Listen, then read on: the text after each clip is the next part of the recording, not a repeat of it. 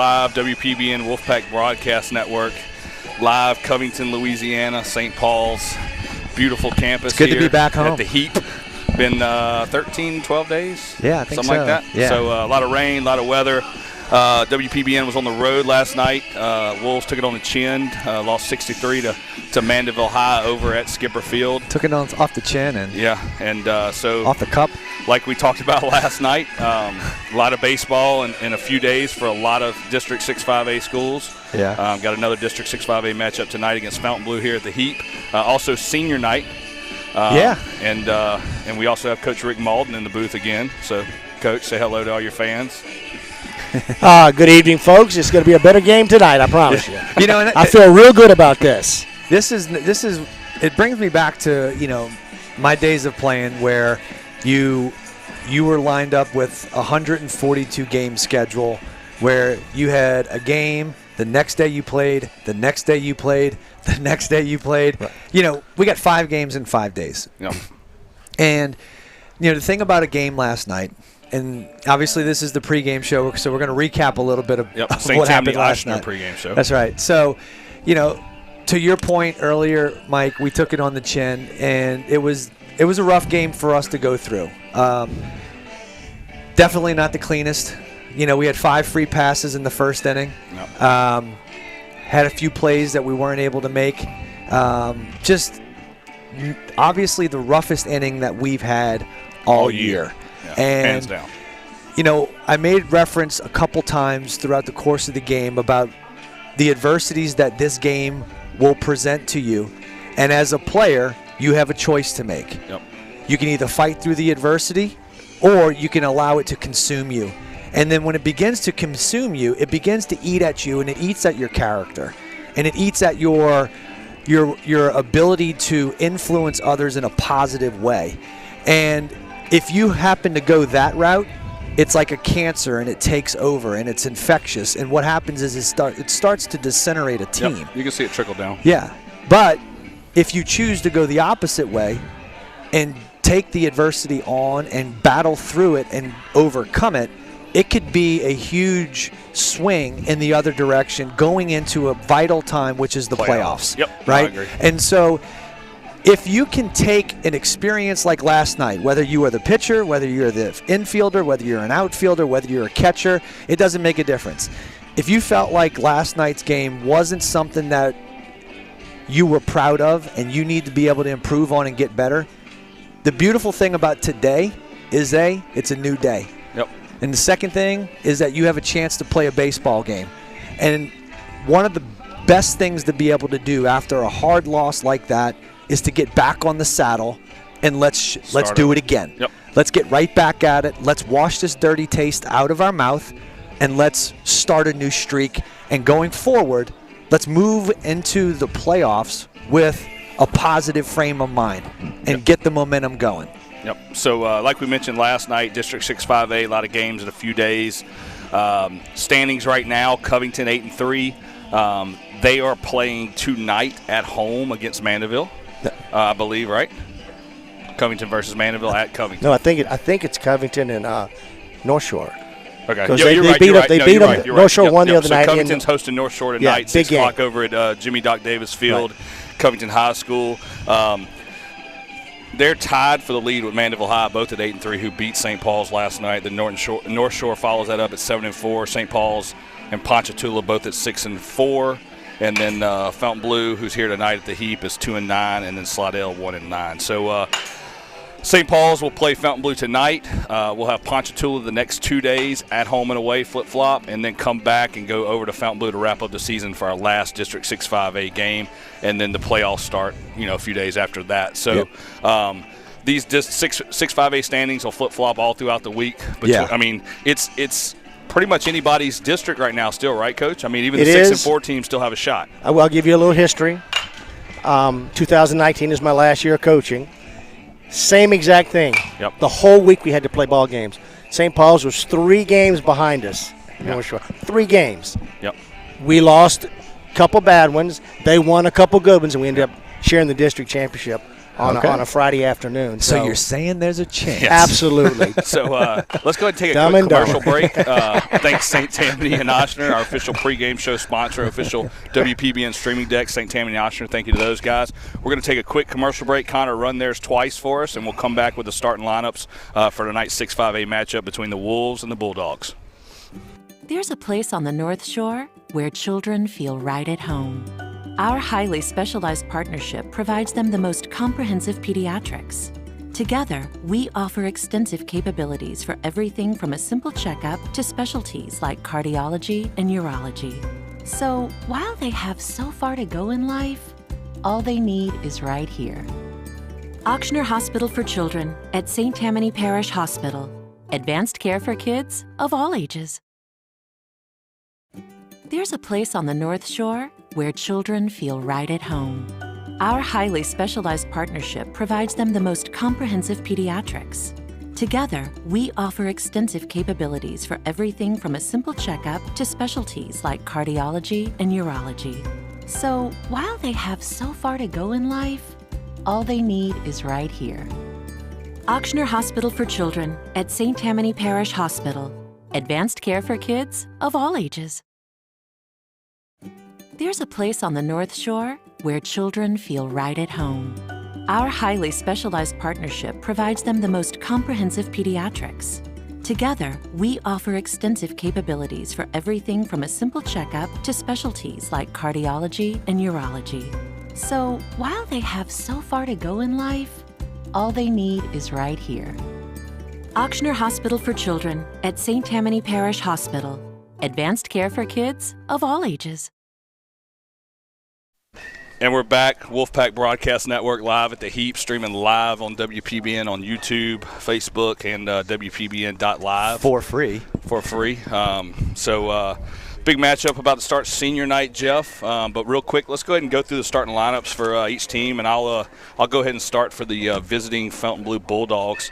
Head coach Johnny Worfman, and also assistant coach Jason Rallis. Leading off for the Bulldogs, Austin Canale playing shortstop, number 5, followed up by Cooper Cherry at second base, number 15. In the 3-hole, we got number 13, the pitcher Brock McNeil, followed by the cleanup batter, number 16, and designated hitter Kyle Wagaspak. Then Sam Epinat, the catcher, number 10, is going to follow that up. And then number 12, Victor Shalesi. And then we got number 19, Curtis Briggs, following that up as third base, followed by number 2, Colin Hurley in center field, and then wrapping it up, number 1, Mikey Wisner in left field. So, and Kyle Wagaspak is DHing for Tyler Martin, who's going to be the right fielder for the Bulldogs. So, Jeff, we'll go ahead. It's senior night here also. Yeah. So we'll go ahead and go through the lineup, and then if you want to announce who the seniors are. And then we'll highlight the seniors, yeah. So, start the lineup. So leading off for the Wolves tonight, we're going to have number 11, Cade Anderson, who's going to be patrolling center field, followed by number 15, Aiden Barrios, who's going to be in right field.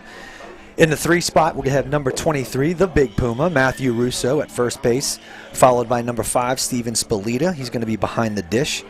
In the 5-hole, we got number 19, Ethan Williams, who's going to be the designated hitter for today.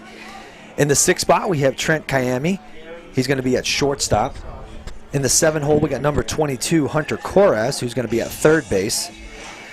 And in the 8th spot, we're going to have number 8, Cadelin New, going to be at second base. In the 9-hole, we have number 18, Drew Bodie. He's going to be in left field this evening. And then pitching on the mound tonight, the freshman, number 2, Braden Farizo. So looking forward to another impressive outing from Braden, who's had some good success the last couple outings that he's had. Absolutely. Worthy enough of getting the start. You know, quite honestly, with a big game. Yeah, it is a big game. You know, quite honestly, this big game. You know, anytime you have an opportunity to try to turn the tide from the way we performed last night into something big, a new streak, it's always a big game. You know, so it's be a good momentum shift for us. And you know, Braden, I think, has proven, and he's deserving of every single thing that he's gotten so far. Gone out there and dealt the last few times that he's He's been on the mound. Went in there and shut down North Shore in a game where they were putting the pressure on us. So, love to see something good happen for him tonight, albeit he's, in his freshman year. But you know what? If you can pitch, you can pitch. If you can play, you can play. So we'll see how he fares tonight. Yep. So senior night here at the Heap. Yes. Let's take a quick commercial break, Jeff, and run our sponsor, St. Tammany and Oshner, our official pregame and postgame sponsor of the Wolfpack Broadcast Network for this 2021 season. And we'll be right back after their commercial with senior night. There's a place on the North Shore where children feel right at home.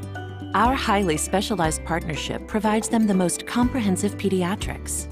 Together, we offer extensive capabilities for everything from a simple checkup to specialties like cardiology and urology. So, while they have so far to go in life, all they need is right here. Ochsner Hospital for Children at St. Tammany Parish Hospital. Advanced care for kids of all ages.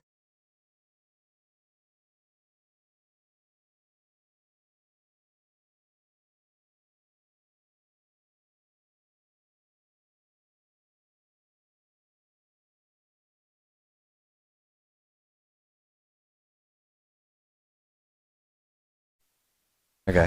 And we're back live, WPBN Wolfpack Broadcast Network. Mike Arnold, Jeff Winchester, and Coach Rick Malden in the booth here for the St. Tammany Oshner WPBN and we got pregame show. We got Connor. Connor's back? Yeah. Connor, I was figuring out your stuff here. I'm going to go back. I think I went under. Let me go. Going to take a few pictures with Big Brother. Yep. So senior night here at the Heap. Before this District 6-5A matchup, so all the seniors and their parents are about to come onto the field. We'll kind of announce those guys. And we got Noah should be up there working the camera, Connor, the home plate camera, so he's going to try to zoom in on the players as we announce them, and we're just going to follow what happens at the field. So Got it. You're hearing a little bit of the behind-the-scenes work. Yeah, everybody likes to see a little behind-the-scenes action. You know? So we got a real professional operation going over here at WPBN. In a few minutes, Mike is going to be pounding a hot dog in a second. We were eating M&Ms last night during the game. Yeah, I did. So we're going to get started here. And if you're listening, if you're interested in sponsoring for the football season before we get started with senior night, we do have the package prices coming out at the end of April. If you're interested in sponsoring on WPBN for the St. Paul's football season. So we're announcing Braden Osborne right now. Yep. Oh. So senior night, Braden Osborne. Number 3.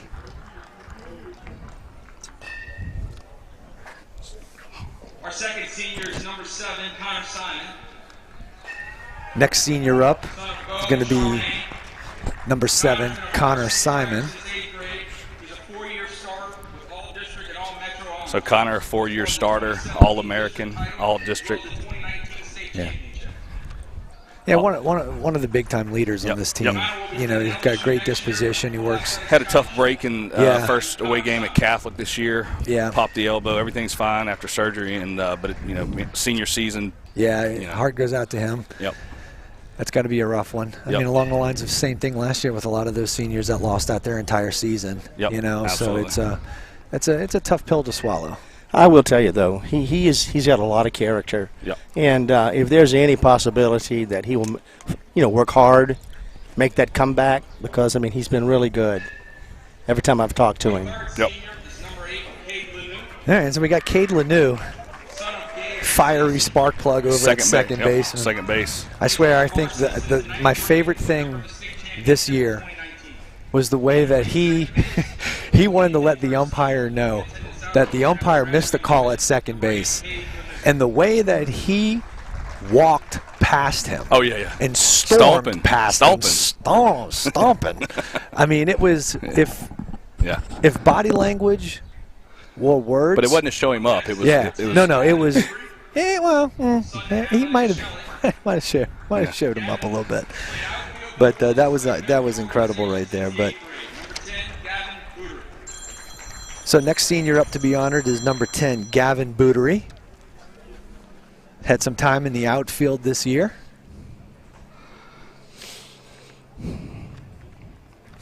Mom's down there with him right now.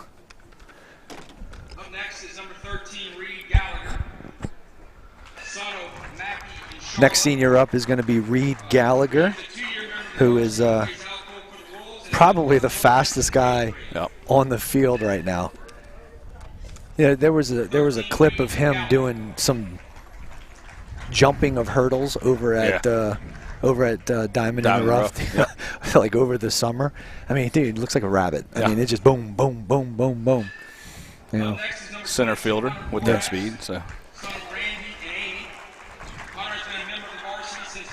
number 22 is Hunter Koras, who's been kind of the mainstay over at third base. He's one of my favorite players to watch for the Wolves this year. Parents are Randy and Andrea. Yep. A lot of energy. Yeah, a lot of energy. Makes some really incredible plays over at third base. Yep. He made a play last night. That's a slow roller. He makes slow rollers look easy. So easy. So easy. Next up would be number 23, the Big Puma, Matthew Russo. Got his little brother Connor over here. Connor's over here. You want to say something nice about your brother, Connor? You want to send a little shout out? It's been nice seeing him all of these years. Yeah. You know, it's getting kind of sad that he's leaving this year. So. Yeah. Moving on to Southern Miss. Yep. So. And where he'll go on to play baseball over there. Yep. For the Golden Eagles. Golden Eagles now. Come on now. Ooh. Yeah, not War Eagles, the Golden Eagles. Yeah, I knew that was wrong. The Big Puma. Yep. He'll do well there. Up next is number 24, Spencer Slayton. And coming in is going to be number 24, Spencer Slayton. It's also a LSU Eunice commit, or signee. Right. Not signing, even not commit, he's signing. Yeah. He's a big kid, man. He is. I've seen him hit a few in the trees during BP. Yeah. He's got some juice. Team manager and statistician, Mitchell Schruff. And then finally we got Mitch Schruff. Yep. Mitch is, for you guys that don't know, Mitch is the behind-the-scenes guy who does the game changer for us. Yep, stats, So everything. he keeps up with the stats, and he says all those, keeps us in tune and gives us an idea of what to talk about. Mick told me he was on varsity as a sophomore, had an elbow injury, and couldn't play anymore. So then instead of just not being around the team, he wanted to be a part of the team, Coach Mick said. And so any way he could help out, and his contribution was doing stats and doing the behind-the-scenes That's stuff. awesome. So. You know, their role is a thankless job, but you got to have them. Yep. So that's our seniors class of 2021, all 8 of those guys. Jeff, you want to go through them one more time real quick? Yep. We'll go through them right now. It was number 3, Braden Osborne, and number 7, Connor Simon, number 10, Gavin Bootery, number 13, Reed Gallagher, number 8, Cade Lanou, number 23, Matthew Russo, number 22, Hunter Koras, and then number 24, Spencer Slayton. And then finally, we had Mitch Schruff, who is the game changer statistician for the Wolves. So St. Tammany Oster pregame show senior night here at the Heap, getting ready for this matchup between Fontainebleau and St. Paul's. Tight District 6-5A right now, kind of anybody's district over the next few days. Let's take a commercial break, Connor, and reset the home plate camera and run St. Tammany Oshers a couple times, and we'll be right back. There's a place on the North Shore where children feel right at home. Our highly specialized partnership provides them the most comprehensive pediatrics. Together, we offer extensive capabilities for everything from a simple checkup to specialties like cardiology and urology. So, while they have so far to go in life, all they need is right here. Auctioner Hospital for Children at St. Tammany Parish Hospital. Advanced care for kids of all ages. There's a place on the North Shore where children feel right at home. Our highly specialized partnership provides them the most comprehensive pediatrics. Together, we offer extensive capabilities for everything from a simple checkup to specialties like cardiology and urology. So, while they have so far to go in life, all they need is right here. Auctioner Hospital for Children at St. Tammany Parish Hospital. Advanced care for kids of all ages. There's a place on the North Shore where children feel right at home. Our highly specialized partnership provides them the most comprehensive pediatrics. Together, we offer extensive capabilities for everything from a simple checkup to specialties like cardiology and urology. So, while they have so far to go in life, all they need is right here. Auctioner Hospital for Children at St. Tammany Parish Hospital. Advanced care for kids of all ages. There's a place on the North Shore where children feel right at home. Our highly specialized partnership provides them the most comprehensive pediatrics. Together, we offer extensive capabilities for everything from a simple checkup to specialties like cardiology and urology. So, while they have so far to go in life, all they need is right here. Auctioner Hospital for Children at St. Tammany Parish Hospital. Advanced care for kids of all ages. And we're back live, WPBN Wolfpack Broadcast Network. Mike Arnold, Coach Rick Malden, Jeff Winchester, and Connor Russo in the booth here. The St. Tammany Oshner pregame show from the St. Tammany Oshner WPBN streaming deck. So thank you to St. Tammany and Oshner. I just want to say one thing before we move on. Give it that it's senior night. It's the reality of sports is that not every player has the opportunity to pursue a sport beyond their high school, and so for a number of these guys, it's definitely a special moment and a special night, and for these parents because it wraps up a chapter of an entire life, and then it wraps up a chapter of their life to where they can. I think we got to. And we had a little snafu at the heat. Yeah, sorry. And had a little confusion over here with the lineup over there. Connor, you want to put the lineup on the screen? Oh, yeah. We went through our lineup. Yeah. So, yeah. No, but what I was saying is that this marks the end of a chapter in the life of a lot of these players because, from here on out, some of them won't have as much of an opportunity to pursue baseball at the next level. Some of them do, and some of them choose not to. They want to move on. They want to go do their own thing. They want to, they want to put this chapter of life aside and then, pursue other interests and whatnot, So, but there's also some challenges, even the ones that are going on to play baseball, right? Oh, yeah. I mean, there's no walk in the park for those guys. They got to earn their spot again, so. Not at all. And, I was just mentioning earlier to Jeff, this has been a journey. Yep. We're going to come back after this. National anthem. Yeah.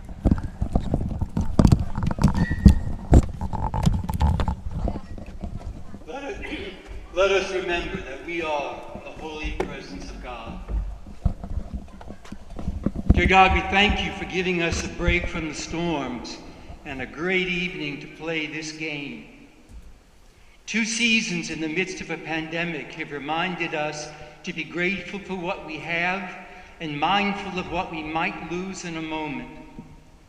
Whether we are standing on the field or sitting in the stands, whether we are home or away, we are grateful for this evening. These boys may be wolves and bulldogs tonight, but they've known each other for years at the same ballparks and athletic clubs. This evening, let them remember the joys of boyhood, hitting flies and playing catch. God, bless these boys, especially our seniors. Keep them safe and well. Nudge them to be fully present to each moment this evening so that they will treasure this season when they no longer wear a varsity jersey. And nudge us to show our boys our love, our pride, our gratitude for them during this game, at home tonight, and tomorrow on the way to school. Dear God, let us learn the lessons of an endless pandemic and flooding rivers, that we might seize every chance to say, I'm proud of you, son. I love you, son. St. Paul, our patron, pray for us. Saint Jean-Baptiste de La Salle, pray for us. Live Jesus in our hearts forever.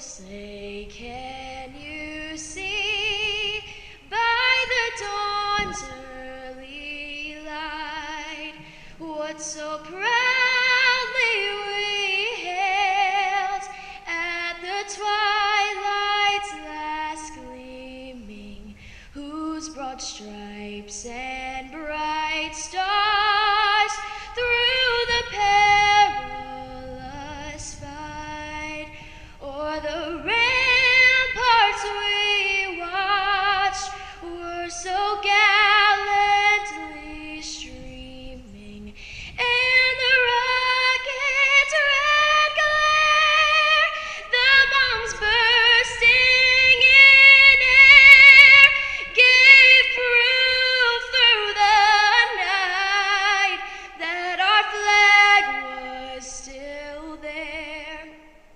Oh, say does that star-spangled banner yet wave o'er the land of the free and the home of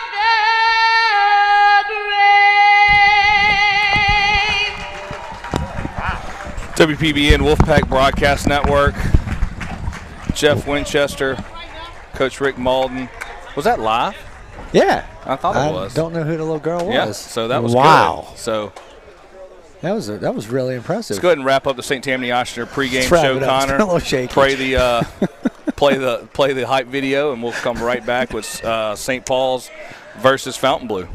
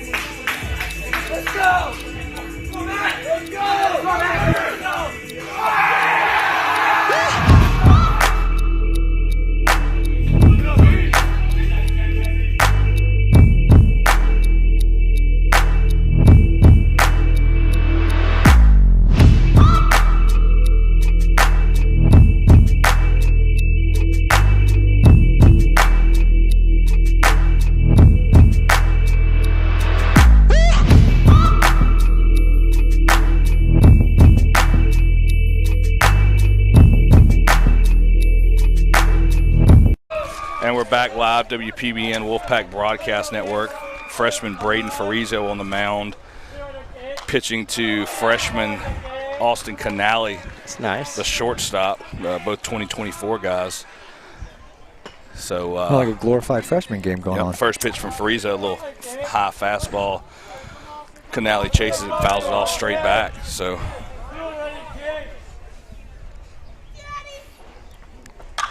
hard hit ball by Canale. Left fielder backing up deep to the fence and makes the catch. And that is left fielder Drew Bodie making the first out with Canale with a deep fly ball to left field. It's a good start there. Getting a one batter, one out, you know, especially when we're talking about setting the tone for the new day, you know. Let's go bring up Cooper Cherry, second baseman for the Bulldogs. Good to see Cooper out here. I don't know if you know Cooper, but he had a knee injury a couple years ago. Had a couple injuries, and great to see him back on the field. Good. His coach with his dad a little bit, Kevin Cherry, and over at NOLA. Okay, and, nice. When they were younger, so Coop's a good ball player. So I'm sure Kevin's out in the crowd.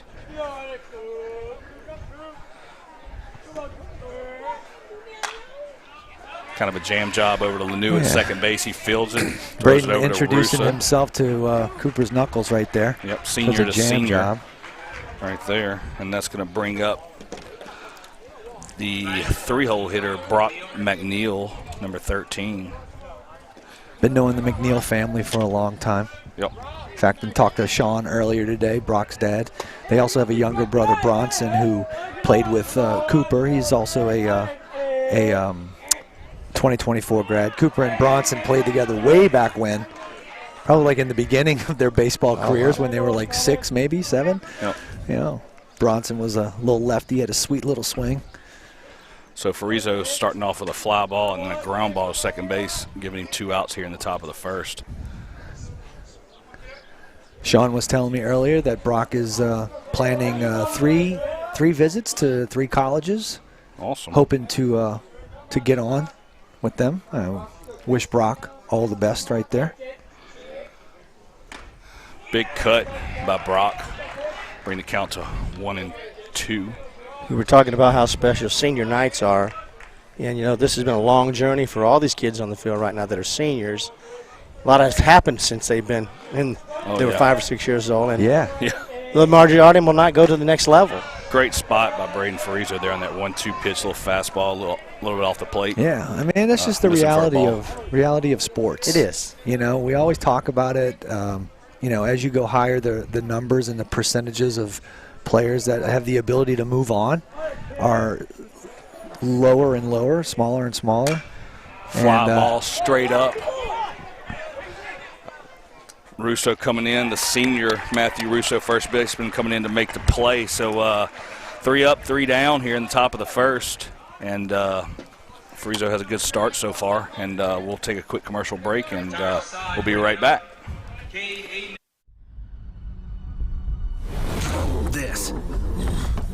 This is a walk-on athlete. They push harder and put their heart into the game. This is the passion we're built on. It's why we put our heart into creating game day with a taste of Louisiana.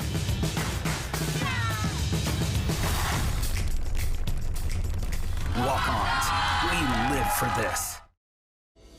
Are you missing out on life because of knee or hip pain? At Avala, we personalize your hip or knee replacement. A CT scan is used to create a 3-dimensional model of your joint. For your custom joint surgery, why would you go anywhere else? You have a choice. Choose Avala.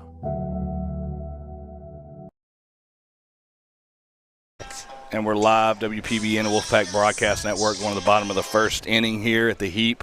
St. Paul's versus Fontainebleau. I want to thank some of our sponsors, Avala, our official scoreboard sponsor. Thank you to the guys over at Avala, everything they do to help out the Wolfpack Broadcast Network. Today's game day sponsor, Florida Lee Title, Jeff Lestershire. Multiple locations for Florida Lee. Man, he's got locations everywhere now. Ponchatoula, Hammond, Covington, Mandeville. Yeah, when I go to tag our sponsors on Twitter or Facebook, walk-ons, I get like a list. Florida Lee, I get a list. Jeff's closing them left and right, man. So growing that business. Also, our official stolen base sponsor. So thank you to Florida Lee Title for all their help this year. And on the mound for the Bulldogs, Brock McNeil. And leading off for the Wolves, center fielder Cade Anderson, number 11. People trickling in, a little bit bigger crowd. Yeah. Yes. So last night they had some people there, Coach. Oh yeah, there was a good crowd there. Hundreds. A little rowdy too. It wasn't too bad. First inning maybe, but Yeah, I mean, it wasn't. There was no ugly banter going on. It's just good competitive environment. Oh yeah, absolutely. So Anderson gets hit by the second pitch for a walk-ons hit by pitch, our official walk-on sponsor. So thank you to those guys. Guess he's not going to check that ball. Could have possibly hit a cleat. Yeah. Could have a little bitty tear in it. Jeff, who sung the national anthem? We're going to find out. Miss Burris. Yeah, it was last name was Burris. Yeah, I think it was Elizabeth Burris is what we heard. We'll find out definitely. Somebody had texted me and asked. Beautiful rendition. Yes. My goodness, So, if you had a chance to hear that, yeah. or if you haven't heard it, go back and listen. That was a beautiful song. So ball in the dirt to Barrios, and Anderson's going to take second base as the ball gets past Epinat. And he's going to hold at second. So Aiden Barrios at the plate, right fielder for the Wolves. It's good to be able to be in this situation right here. Now we got some situational hitting right now. Got a chance early and often to maybe manufacture a run. 2-0 count to Barrios. McNeil out of the stretch. I'm all about the reset. You know, I've been around this game long enough to know that the reset button, you know, you need to be able to hit it. You need to be able to have a short memory and move on and take advantage of the next day's opportunities. And as of right now, it's a page out of that playbook. Yep. It's brutal. It's brutal if you don't. Right. It's brutal. So that's another walk-on's walk for Barrios. Going to bring up the senior on senior night here, Matthew Russo, number 23, the first baseman, Southern Miss commit, with runners on first and second here in the bottom of the first. Big night for Matthew. Yep.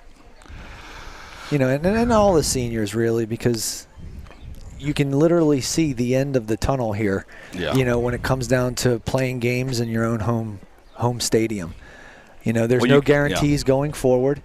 You know, you got tonight. With weather and all kind of stuff, you know. Well, but, I mean, even considering playoffs. Yep. You know, that's still up in the air right now. No telling what you're going to wind up getting. So you want to be able to cherish each and every opportunity, every at-bat. First pitch to Russo inside. Sammy giving Kate a check over there at second Canale. base. Sam is one of the guys who comes through the catching clinic. Love that guy. Such a good kid, too. Playing hard deep worker. there, huh? Great competitor. Been playing with the Knights his whole life coming up. Yep. 2-0 count to Russo after two fastballs miss up and in. Sean and Jamie, Epinette, great people. Yep. A lot of Knights Nation players on the field, just like last night. Yeah. So, well, I mean, big cut from Russo on a fastball. When it's Knights Nation, you know, it's almost like everybody's involved in it. Yep. Everywhere. Yeah, right. Yeah. Everywhere. It's like if you're not, you're like, what's wrong? Yeah. That's just stirring a pot. Yeah. Way to go, Jeff. Yeah. 2-1 count to Russo. McNeil with the pitch, high fastball. Anderson getting a real big secondary at second base. The Bulldogs giving up the left field line pretty good. I mean, yeah, and Wasser's playing kind of deep there. Well, it's that, and it's also he's playing way off the line. Yeah. I know Matthew's got a lot of pull power, but when he does go the other way, that ball tails. Wasser's got speed, though, too. So yeah, Mikey's quick. He is quick. He's pretty so quick. He can cover some ground. So, yeah. Just a little bit different position than we're used to seeing playing over there. Yeah. So we're going to bring up the cleanup guy, Steven Spalita, as we get a River Rock mound visit here by the Bulldogs. And we'll take a quick commercial break here from River Rock. So, Connor, if you want to throw up a River Rock commercial, we'll be right back with bases loaded and no outs here in the bottom of the first inning. I want to tell you both. Okay.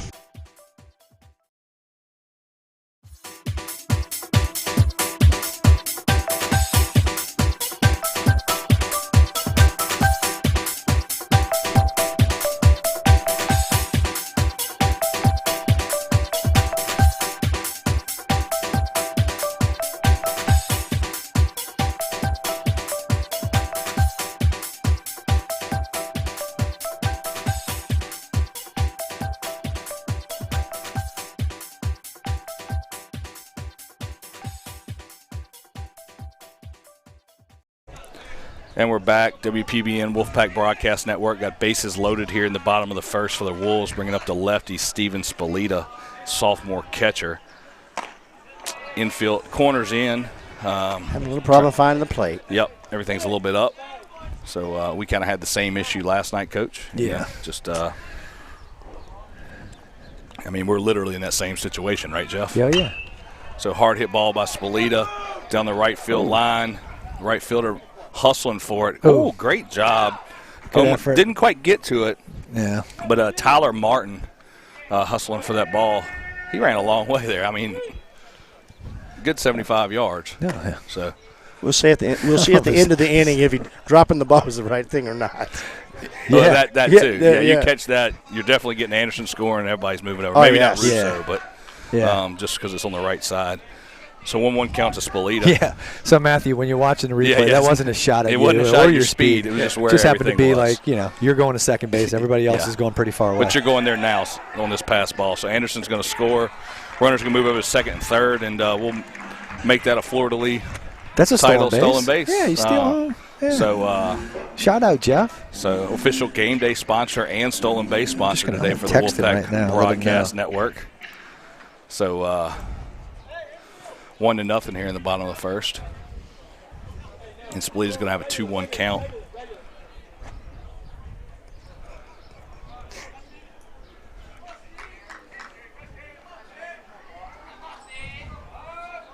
Pitch to Spolita. Hard hit down the right field. Right at Tyler. Nobody tagging off the line drive from Spolita. Tough to tag on that. Yep, it is. Yeah, and that one's ripped. That one's a hard one as a hitter to swallow because you smoke a ball into the outfield with a runner on third base and less than 2 outs, and you can't get anything for it. That's just unlucky. Yep. You know. That's going to bring up the 5-hole hitter, the DH, number 19, Ethan Williams, with 1 out here in the bottom of the first. Got the sound effects going tonight, Jeff. Well, Carter's up there, and he's all about the iPad. You should have gave him 1 button. I had 1 button. I did have Cody text me. He apparently watched the game last night. You're as cold as ice. Yeah, 1 button. And that's all we heard last night. He did say he did comment. He's like, I got to get more than that. Well, hopefully we at least made a movement there, right? I don't mind it if there's more than 1. Yeah. First pitch from McNeil. Strike on That's the outside a good one. corner. I like it. I mean, it'll get in your head. Obviously, we're talking about it the next day, right? It got in your head. So it's just the same. When you hear that same thing over and over again, be creative is all I'm saying. Yeah, it's all good. I mean, we got more than 1 button. Yeah, I guess. Yeah. We probably only need 1, the mute button. Right. But those buttons get pushed quite often, don't they? Yeah. I'd be surprised at how much the mute button gets pushed around here. Yeah. 1-1 count to Ethan. Up and away for strike 2. Let me get a 1-2 count.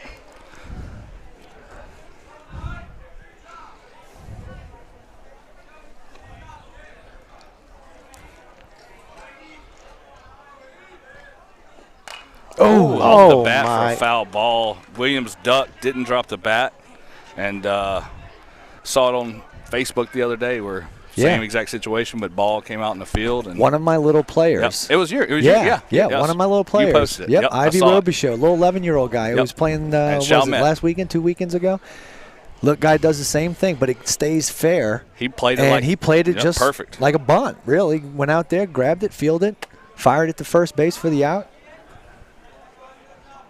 Got to be the system. Yep.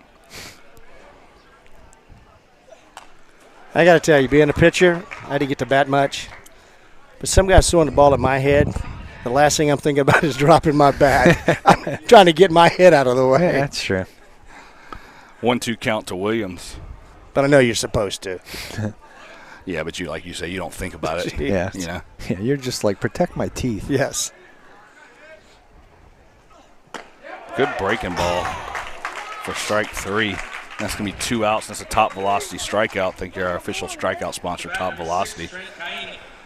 Dr. Pat McNeil, Brent Porcio, one of Coach's former guys, right? Fine Rick guy. Malden. I had a long talk with him the other day. A lot of knowledge. He's a coachable person, too. Yep. So 2 outs. To the next batter for the Wolves, Trent Kaimi, the shortstop. No, not for that pass ball. That ball being caught out here. Yeah. Yeah. So 1-0 count to Kaimi. McNeil still. Oh, no. They called a balk? Yep. Oh, man. So he licked his hands. He did. He's been doing it. He's been doing it, but he didn't wipe it. I was going to say something about it. Yeah. So that's a balk there. Umpire going over it with him right now, it looks like. our official bulk sponsor, the Catching Clinic. So thank you to those guys. Connor, you got their graphics. You want to throw it up there? Mm-hmm. Talking about the Catching Clinic earlier with Jeff Winchester. One of the Catching Clinic students are in the game today. A little blooper over the second baseman's head. It's going to drop in for a base hit and an RBI for Kaimi. Right over Cooper Cherry's head. Can't do anything about that. It's a good base hit. Being the next coach, yep, I would have liked the umpire to walk up to my boy in between pitches and say, you do it again? Yeah. I'm going to have to call it. Yeah. I know that's his job. Yep. Right. He's supposed to do it. Yeah. But he's been doing it. He did it last inning and this inning.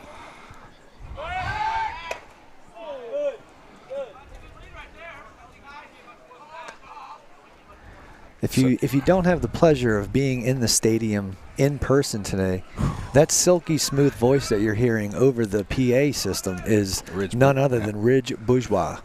So shout out to Ridge for he's got a little bit of airtime too. You can probably go back and find it. Yeah. Came in for one. Came in here, volunteered to say, hey, you know what? Nobody else is stepping up. I'll step up. I'll help out. So kudos to him for coming in here and taking over the PA system tonight. Yep. We're making notes. Yeah. So 0-1 count to Koras, a senior, on senior night here. Third baseman. A lot of energy on the field. Real good glove, real good arm. Pick off by McNeil over first, and he catches Kaimi sleeping, and that's going to be the third out of the first inning. But the Wolves get 3 runs on 1 hit, 2 walks, and a hit by pitch. And we're going to take a quick commercial break, hear from our sponsors, and we'll be right back. In and out urgent care.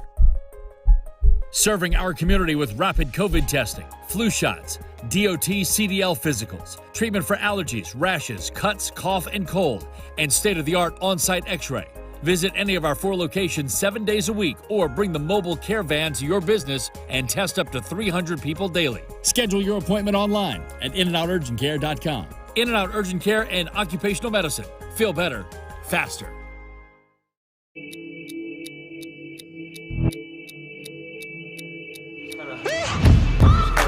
Try to keep that heel down.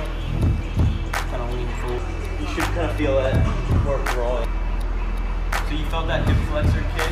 Yeah. So this is the sequence then. So head, shoulder, trunk, then your hips felt. Okay. So when you go that way, you're not going to hurt anything by going any further? I feel like that. Yeah. I wish I had this stuff years ago, you know?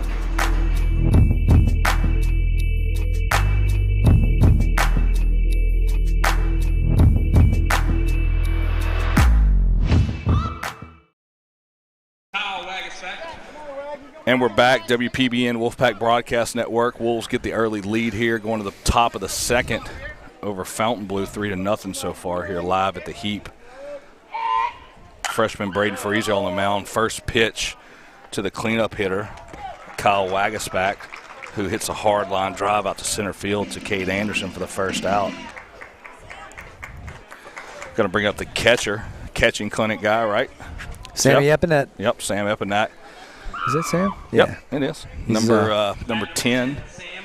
I would tell the guys in the left field lounge that just be on the heads up. Yep. Quick hands, works hard, strong got some power. Kid. He can leave. It's fun to watch. Yeah. So sophomore. Yep. Good looking 2023 kid. Fontainebleau's got a few young guys on the field. Epinette, I know Canale and Wisner, both freshmen, 2024 guys. Yeah. He's just a really good kid. Yep. You know. Another fastball from Friezo. Been working with him for a few years. Great disposition, strong work ethic. Yep. Yeah, just one of those guys. Coachable. It's one of those guys you want to have on your team. Yep. You know, if you're a player, you want him to be on your squad too, because you know he's going to give you everything he's got. Yep. Exactly. Especially behind the dish. Definitely one of those kids that you want with you down in the trenches. Ground ball to Lanu for the second out. From senior to senior, Lanu to Russo. Sawed him off again. Yep. So Friezo, fly balls and ground balls. Yep. And that's all you need, right? He understands. He understands the position. He's got a good rhythm. Yeah.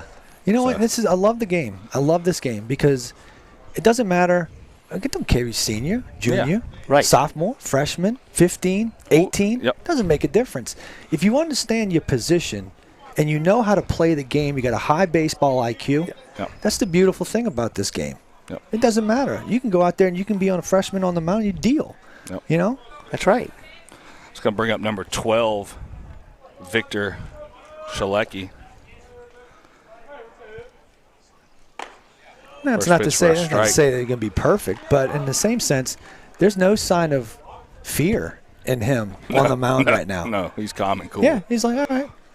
And again, Here's as my usual, stuff. he's percentage pitching. Yeah. He's on top.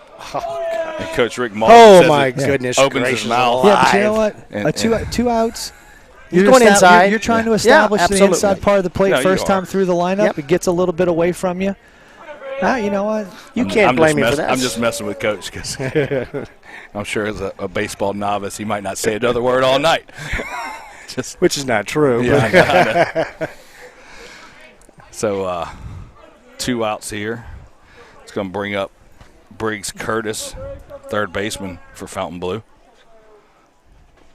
First pitch from Farizo, fouled straight back.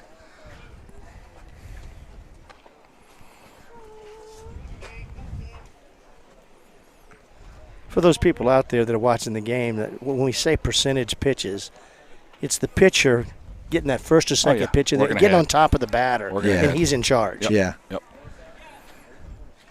Farizo comes set, checks a runner. Got him. Yep.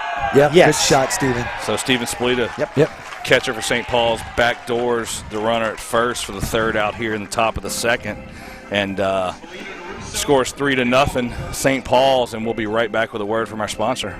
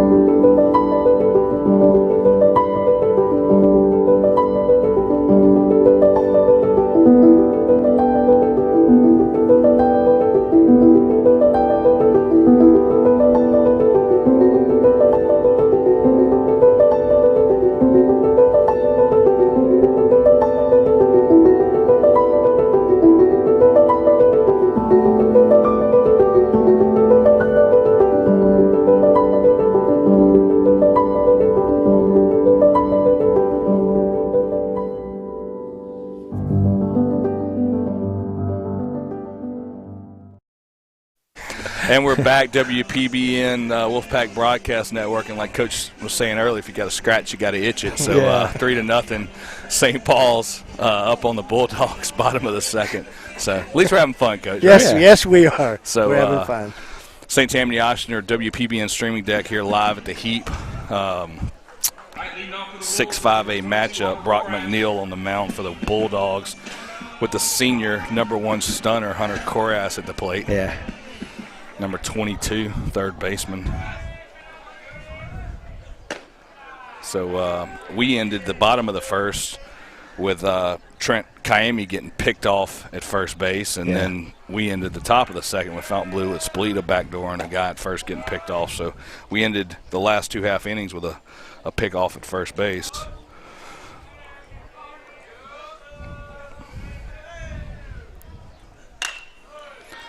That's going to be find a hole. base hit. Yep. In the left. Actually, Canale backhands it deep in the hole, but single for Koras. So that's the second hit for the Wolves. Going to bring up another senior, number 8, second baseman, Cade Lanu. So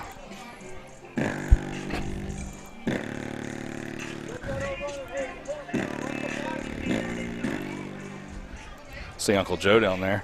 There he is. Hiding in the corner. Was he coming around when you were here, Coach? Yes, I used to sit with him last year. Yep. We had some of the greatest conversations. Yeah.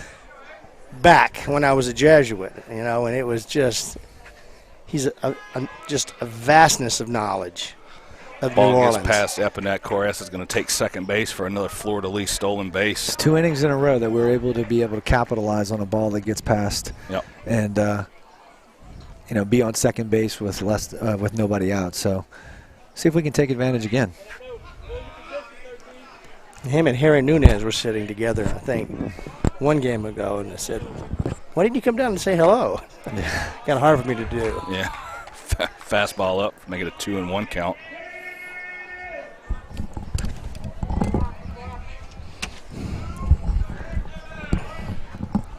McNeil with the pitch. Good pick by Epinette behind the dish for the Bulldogs, keeping Korass at second base to make it a 3-1 count on Lanu.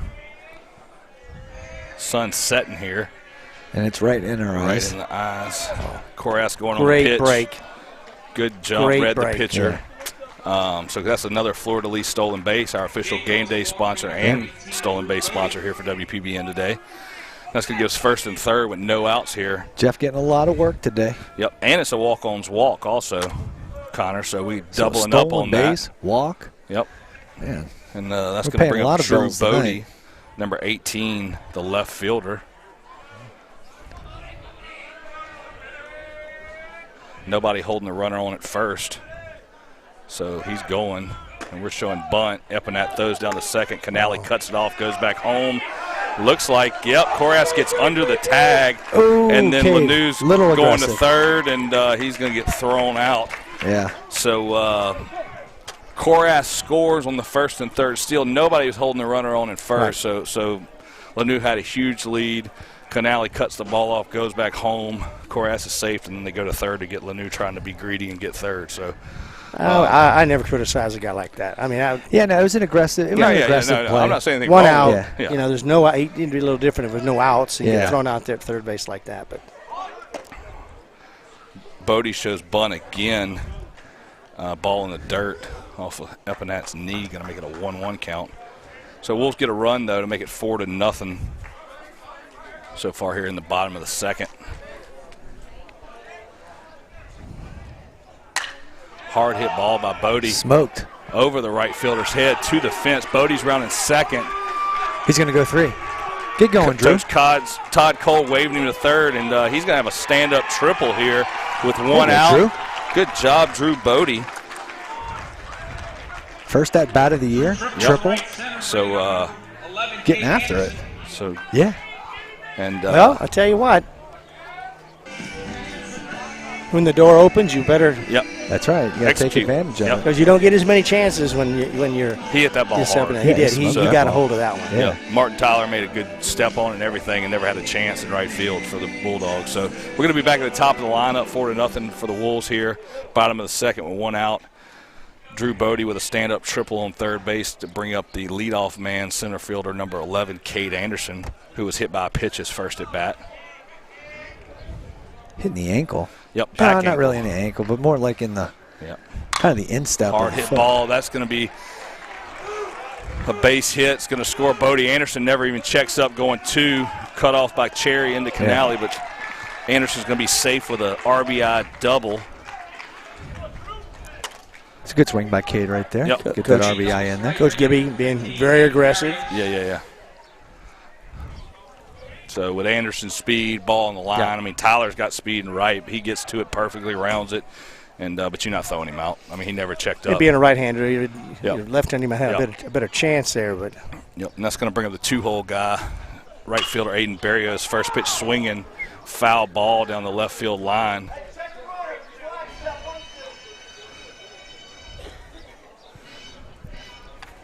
they're getting the pitcher's not looking twice, numerous times. Yeah. He's getting into a rhythm. Mix where time and they're timing him. Yeah.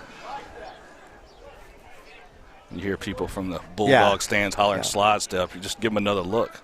There you go. Mix it up. There you go. 3 looks. He heard you, Coach. Yep. McNeil mixes it up that time and gives a fastball to Berrios up and in for ball 1 to make it a 1-1 count. Make sure you do it again. There's the 1 look. Hard hit ground ball. Ooh, Cade. Great diving play by the third baseman. That was a risky Curtis That was Briggs. a risky play right there. I know Cade's pretty quick, but the rule of thumb is you never want to run yourself into a tag. Yep. You know, So it's pretty close, but he just got by. Barrios grounds out 5-3 there with a great play by the third baseman, Curtis Briggs. Anderson gets the third, avoids a tag by Briggs and making the diving catch. And it's going to bring up the senior, number 23, Matthew Russo, first baseman, with 2 outs in the bottom of the second.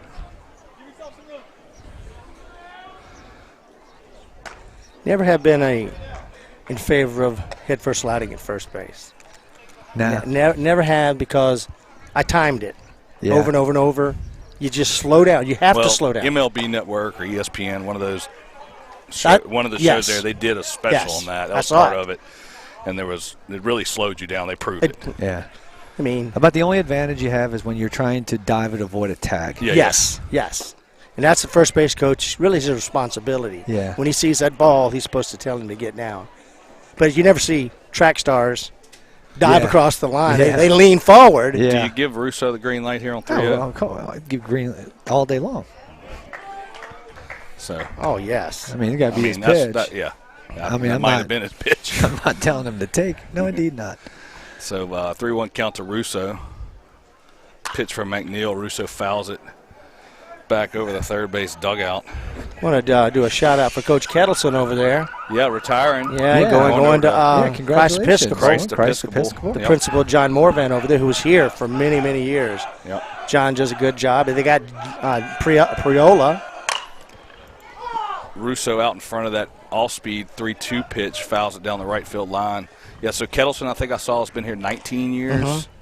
And Priola, who's at Mandeville. Yep. Very good coach. Yeah. He got hired too. So it's been a good week for Christ Episcopal. What did they hire Priola for? A principal or a coach? Or I didn't see it. What did he typically coach at Mandeville? Basketball. So he was before Wine Munson, I guess? Yes. Okay. Well, Paul Pye. So Russo gets his second walk of the game, another walk-on's walk. Thank you to Troy and the gang over there. And looks like going to be a Braden Osborne going to pinch. do a little courtesy running over there, or pinch running for pinch running, not courtesy. Yeah, pinch running. Yeah, he's not pitching or anything. Yep. So senior running, number Braden 3, Osborne. Braden Olson. No, it's Osborne. Was it Osborne? Oh, I'm sorry. Yeah. So basketball coach, you said? Mm-hmm. Very good basketball coach. So what do they have over? I know they don't have a football team over at Christ Episcopal. I'm sure they're going to be growing all that. I'm not really sure. I tell you, the facility is top notch. beautiful. Yeah. Absolutely beautiful. And like I said, John Morvan, who's call him the headmaster or the principal, has done just a great job. So and Craig's going to be a good one. Oh, yeah, absolutely. Yeah. Been a great one here. So 5-0 Bulldogs.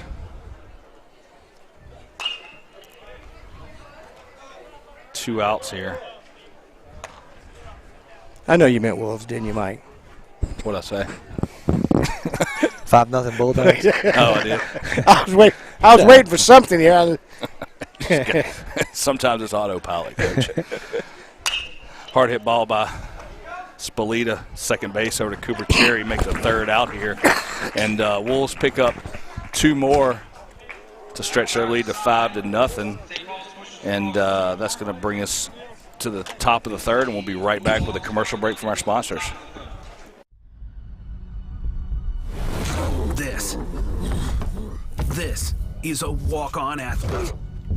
They push harder and put their heart into the game.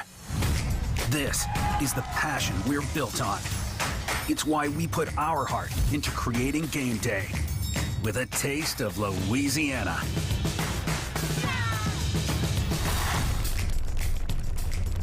Walk-ons, we live for this. At Avala Imaging, let us reduce the stress of healthcare. Relax. Cutting-edge technology meets first-class service.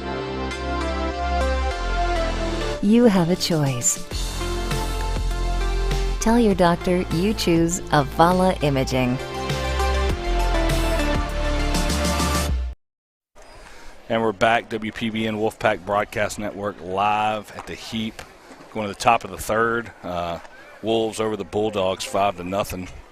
Going to bring up Curtis Briggs, the third baseman, who made a great play the last inning, a diving catch on a hard hit ball from Aiden Barrios. A little nostalgia here. So, Coach Kettleson. Yeah. You might know this name too, Kurt Hester. Yeah. Both got hired together at the end of the 80s, going to the 90s, and both of them had gone on to do look, Hester's just a well-known person when it comes to conditioning, and they coached 8th grade football with me. Yeah. They were good.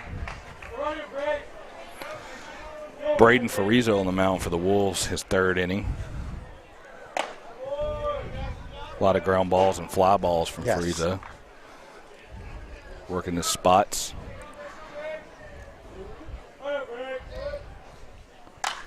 High foul ball over the third base dugout from Briggs. Going to make it a 1-1 count as the sun is setting here over the trees at the heap.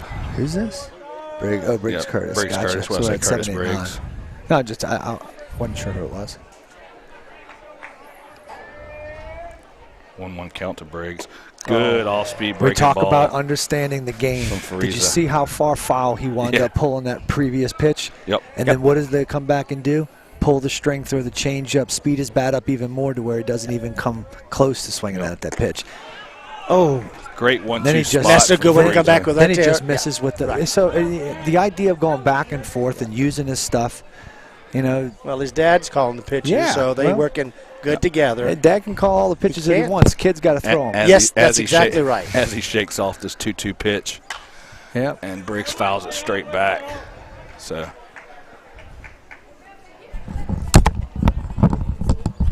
Tell you, the kid understands pitching. You know? Oh, there's no doubt about that. You got a kid who can use his stuff, be effective, go back and forth, understand how to read hitters in the moment. You can be very effective on the mound. Yep, 2-2 count to Briggs. Farizo with a good spot again. I don't know where he's missing there. He's got to be outside. Well, maybe what? I guess. We don't have a good view here from we are standing on the side in which he is assumedly missing. Yep, and Spleeta's not moving his glove. Missing. So another foul ball by Briggs straight back. So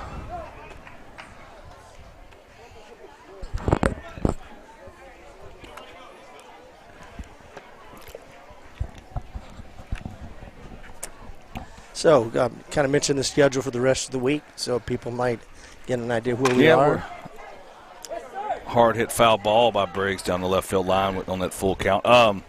So tomorrow night we're at Ponchatoula. At Ponchatoula. Wednesday we come at Fontainebleau on Wednesday. No, we're here for them. Yeah, on Wednesday it's at Fontainebleau. Oh, it's at, okay, I thought it was flip-flop. Yeah. And then back home on Thursday against Ponchatoula. So if you tuned into the St. Tammany Oster pregame show, as Farizo shakes off this 3-2 pitch from Spalita, there's another fastball a little bit up and in. Briggs fouls it straight back. Briggs on his, I think, 8th or 9th pitch of this at-bat. Yeah. Long at-bat here from the third baseman for Fontainebleau. But talking about 6-5A, a lot of games, a lot of makeup games over the next 4 to 5 days for all these teams. Covington and Mandeville are tied for the lead right now at 8-3. We lost to Mandeville last night 6-3 over at Skipper Field. Covington's hosting North Shore, which is at 7-4 tonight over at Covington. So depending on the turnout of that game, there's going to be a mix-up there, or could be. I'm with you, Coach. He's going to miss it or? Yeah. Yep. So Farizo asking for a new ball on, I think, the 10th pitch of this at-bat. Coach Malden's dialing up a changeup over here in the booth. Well, let me tell you. And I agree with him. So you saw Farizo asking for that new ball. Yeah. And on that 3-2 count, I'll let him throw this pitch before I tell you. Oh. Another hard hit by Briggs. Can't see it. That's out of And that's going to be over the fence, but foul. Asking for that new ball when you've seen 8, 9, 10 pitches like that. Mitch Cohen, who pitched at UNO, would coach with me with the younger kids with 9-8-5 and stuff. And when he was playing for Maestri, he was a starter for UNO, a lefty. And when he'd get deep in it like that and you ask for a new ball, he'd say, and we would do this for our little kids, you lob it to the catcher. And you can watch it, and Briggs did it. And I'll finish after this pitch. Fly ball to left. And Farizo's going to win the battle. Yes, he is. So 11 pitches, and he's going to fly out to Drew Bodie in left. No, that was actually Kate Anderson in left field. Oh, he came all the way over to make the catch. So, so Briggs flies out to left center. But what Mitch Cohen was saying on that, you get this many pitches, you ask that ball, lob it up. Because you watch the batter's eyes, they follow that ball all the way up, all the way down. And it's almost like a free changeup is what he would call it. You see the batter? Yeah, because you watch it, you follow swung at it. And then you throw that high fastball, follow it up. And it would work every time. Yeah. So, and that was a Maestri deal over at UNO. I'm sure that's a lot of people's I had to deals, play so. against that man. I'm going to tell you what. I had to play against him. He was something else. So Colin Hurley, the center fielder, up for the Bulldogs with a 1-0 count from Farizo. A good something else. Yeah. Takes another pitch low and away. That was a good take by Hurley right there. Yep. Coming off of a fastball that he just filed back, and he throws a changeup, and he just spits on it. So that was a good look. Make it a 1-1 count. Oh. Another Same off-speed pitch. pitch way Same out pitch, in front. got him to swing on it, 1-2. Now, as he gets a little older and starts to see better batters, he's taking off a little too much because a good batter is going to, like you, Jeff, he's going to kind of stay back. A balance hitter but stays that is, back, yeah. At high school, you can live there. Yes. Yeah, I will say, while Braden got him to swing through that changeup, that's not the ideal spot to have that changeup. Right. And quite honestly, I would almost call that a miss on their end. I bet he did, yes. So it's, we got lucky on that one. Good block by Steven Spolito on that 1-2 pitch. But nonetheless, it worked out. Yep. I didn't let when I was coaching with the Little Leagues when my boys were growing up, never let a kid throw a curveball. Yeah. I taught them fastball, changeup. Yeah. And you could make fools out of every Little League kid. Frieza leaves one up. Bodie tracks it back to the wall and makes the catch for out number 2 from Hurley, and that's going to bring up the left fielder, freshman Mikey Wisner, number 1. Seen Mikey play a lot, coached him for a little bit. Great athlete, great ball player, got a good arm. He's probably mid-80s, 85, 86 off the mound. Good athlete. One of Coop's good buddies. They hang out a good bit. So he could play anywhere. So would you call him their number 1 pitcher? For the varsity level? Yeah. I don't know what they have. I don't know enough. I don't know what they have to say. But he's one way definitely or in the another. mix of their arms. Yeah, but he's a good athlete, obviously deserving enough to be on the team as a freshman. Yep. And to be a player. Yeah. So a 1-1 count to Wisner. I know he works hard. I see him at the Catalano's got a 5:30 workout he always posts on Facebook, and Mikey's one of those guys over there. Has been. As he gets a base hit up the middle. First hit of the day for the Wolves. For the Bulldogs. Yeah, there you go. Again, getting all backwards. So Wisner with a single up the middle. There you go. So a break. We'll talk. So 2 outs. Going to bring up back to the top of the lineup another freshman, Austin Canale. Yep. Also a good little player. We've been playing against Austin for a long time. Wow. Yep, for years. So always been very competitive. Dad Gary was a former ball player too, so he's been training him, and his brother Preston, he was playing at Bellhaven. Bellhaven, that's right. Suffered an arm injury, and our thoughts and prayers go out to Preston for a quick recovery. Maybe have an opportunity to play a little bit more after the injuries, but nonetheless, good baseball family. Yep. Wisner with a good lead at first. Frieza takes the signals. Oh gosh. And we got double vision there from the press box.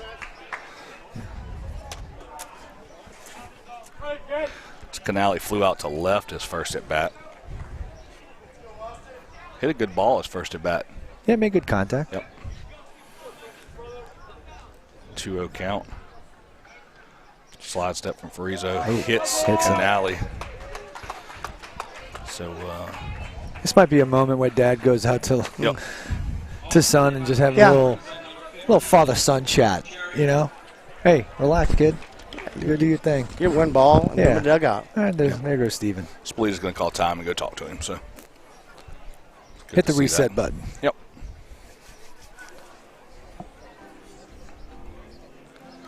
River Rock mound visit.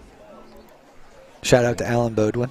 Shout out to Carter up there playing the Jeopardy theme during the. He's learning, man. He's learning. At least he's doing something, right? I saw him looking over here. He got a lot of buttons to push. Yeah. He's trying to figure it out. So runners on first and second. Wisner with a deep lead at second base in front of Kaimi, the shortstop. Austin better be careful over here at first base because if he gets a little too much off, Steven will pick you off at first base. Russo creeping in behind him. And look at this. Splita backdoor. Matthew said, I don't think I got that one. Matthew didn't move his feet. Unfortunately, that's just something that's got to be coordinated. Yep. I mean, as a catcher and as a catching instructor, one of the rules of thumbs, if you're going to pick off, not only do you have to get the right pitch to do it, but there's got to be coordination. You don't want to waste that opportunity. Right. And if your first baseman doesn't know what you're thinking and y'all aren't on the same page, you waste an opportunity to try to catch somebody off guard. And the element of surprise is the one thing that gets the pickoff at first base. And if you lose that element because everybody's anticipating you doing it, you wasted an opportunity. And that's not the first time that we've seen that miscommunication. So 1-1 count. Not that it hurts anybody, but in the same sense, it's back. More along the lines of just losing an opportunity to create an out right there. And it didn't look like Matthew and Steven were on the same page right there. Yeah, and your first base runner is getting a nice lead, and he's getting 2 more strides. Mm-hmm. Oh, yeah. Tightening up a little bit this time. Look at him. Yep. 1-2 count to Cherry. Takes a fastball off the plate. Good spot from Rizzo. 1-2 with 2 outs here in the top of the third. Wolves up 5-0.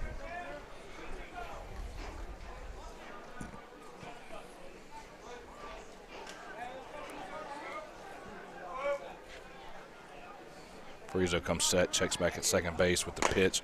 Cherry swings and misses, and that's a top velocity strikeout. And with that, let's take a quick break, Connor, and let's play the top velocity commercial. 3 innings of Wolves up 5-0. Scoreless baseball for the freshmen. Yep. So let's take a quick commercial break here from Top Velocity, and we'll be right back.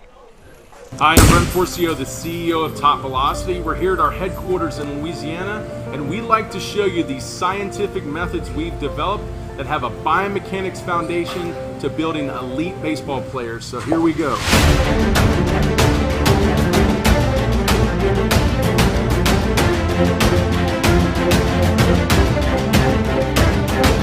Our programs at Top Velocity are built on core scientific principles to develop elite baseball players. We must first evaluate the athlete so we can identify how well they can implement these core scientific principles. We evaluate biomechanics and their athleticism, like mobility, speed, strength, power, to identify where they have restrictions or deficiencies in their abilities. The Top Velocity programs use a strength and conditioning model, which is Olympic-based, a drill-based throwing program using proprietary throwing drills, along with mobility training, nutritional training, and everything to support developing the elite athletes. The Top Velocity methodology has given us the ability to produce more 90-plus testimonials of guys that added at least 5 miles an hour and broke into the 90s than any other program in the world.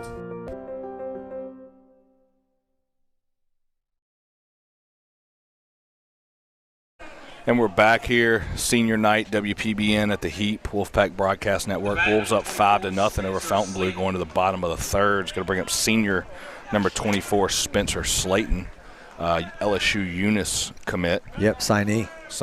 Yep. So first pitch swing and fouls one back from Slayton. Still got Brock McNeil on the mound for the Bulldogs here in the bottom of the third.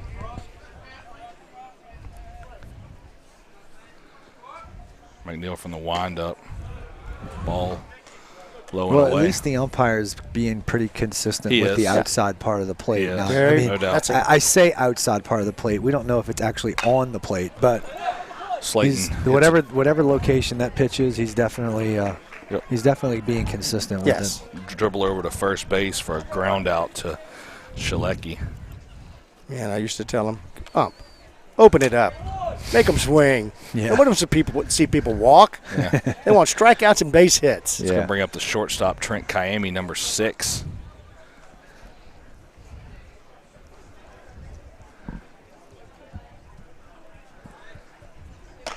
Wonder if Lenny ever got here. I know Barry couldn't make it. Chip's out of town for work. Yeah. Lenny said he was coming, but that's going to be good hard hit foul. ball. Just foul down the left field line by Kiami.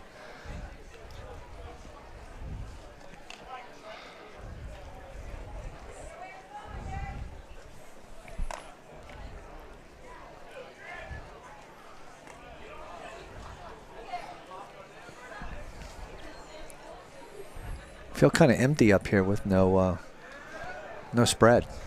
Yeah. No Taco Tuesday. I mean, could we have manipulated something for Mondays? Red bean rice Monday for somebody. You I'm just here to enjoy myself. That's all I'm not. Didn't come hungry. We get pretty spoiled up here, don't we, Mike? Well, Coach came on like the first Taco Tuesday and thought it. I already came on the walk-ons night. He thought it was a regular event. He's like, man, what you eating for supper tonight, Coach? I don't know who we playing. Yeah, right. So I think he was trying to find out, which nights food's going to be delivered, and then invite himself to come up those nights. Yep. I don't blame you, Coach. Going to bring up the senior Hunter Korass, third baseman, number 22. Got my scouting card in my pocket. Tells me when. Ooh. High fly ball, deep center field by Korass, back to the wall. And that was a deep shot right there. Colin Hurley making the catch. That was a deep shot. Again, as we're talking about, he kind of kept his hands back. Yeah. Yep. So 5-0, Wolves still with the lead, and we'll be right back with a word from our sponsor. In and out urgent care. Serving our community with rapid COVID testing, flu shots, DOT CDL physicals, treatment for allergies, rashes, cuts, cough, and cold, and state-of-the-art on-site x-ray. Visit any of our 4 locations 7 days a week or bring the mobile care van to your business and test up to 300 people daily. Schedule your appointment online at inandourgentcare.com. In and Out Urgent Care and Occupational Medicine. Feel better, faster.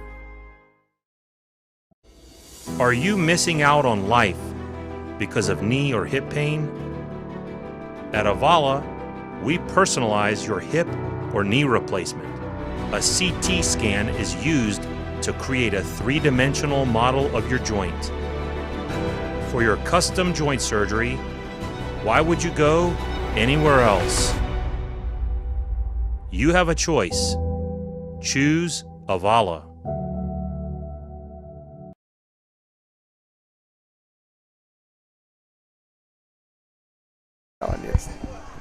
And we're back, WPBN Wolfpack Broadcast Network live. We'll fill in that on the next commercial break because there's a whole lot of gears turning behind the scenes, Coach. So I guarantee you. And I don't know please for a fact. Please do me a favor. Don't do any hints that I might be interested in something like that because I don't need a phone call. Coach Rick Malden. So everybody's watching, Coach, always, right? So, always. Braid Farizo's still on the mound for the Wolves. Going to bring up number 13, Brock McNeil, the pitcher. Flew out to first base last time. Actually more on the mound, but Russo came in and made the play.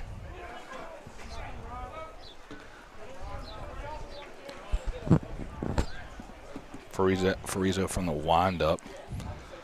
Good all-speed pitch for ball 1. So 2-seam changeup right there. Saw Ryan Spencer back here behind me a while ago. Oh, yeah? He rattled those trees out there many times in his years here. Nice. Many times. A little younger than you, Jeff. Yeah, what was he? Was foul ball down the left field. 2003? 3. Yeah. 2. Chad was 2003. Catalano. Was he? Yeah. Okay. He's 5 years younger than me. Well, I know they remember you because the first thing Andrew said was, "Do you remember that ball?" 2-2 count to McNeil. Good to see as many fans out there in the left field lounge. Yeah. On senior night. I can see the barbecue pit rolling. Big swing from McNeil for a top velocity strikeout. See, his fastball is not overpowering. Yeah. But they are so worried about the changeup. Yeah. And he just slides it right by him. You know, one of the big things that I try to stress to my younger players that I teach on my Wonder Boy team, and, you know, none of them really throw that very hard, but when it's all said and done, if you can decrease the speed of your changeup, yes, and throw the hardest fastball you can, doesn't matter how hard your fastball is. If there's a big difference between those two pitches, enough difference. Yeah, that's pitching in itself. I mean, not everything has to be 97. Because hitting is what? Timing. Timing, right. Absolutely. So Kyle Wagasback, the DH, number 16, up to bat. Takes strike 2, 0-2 count with one out here. He lined out to center his first at bat, a hard hit line drive to Cade Anderson. 0-2 count to Wagasback. Good spot by Farizo for another top velocity strikeout. And Braden's third strikeout in a row. Going to bring up Sam Epineth, the catcher, who flew out to second base his first at bat.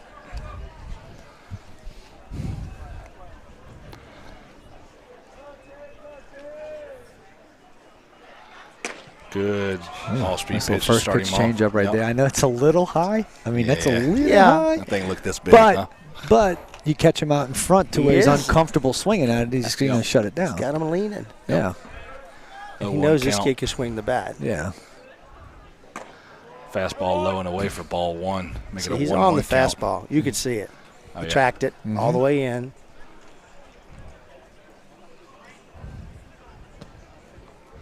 Crowd still growing here at the Heap. Left field lounge getting larger. If you like that alliteration there. Good pitch. Ball low Down for low. 2-1.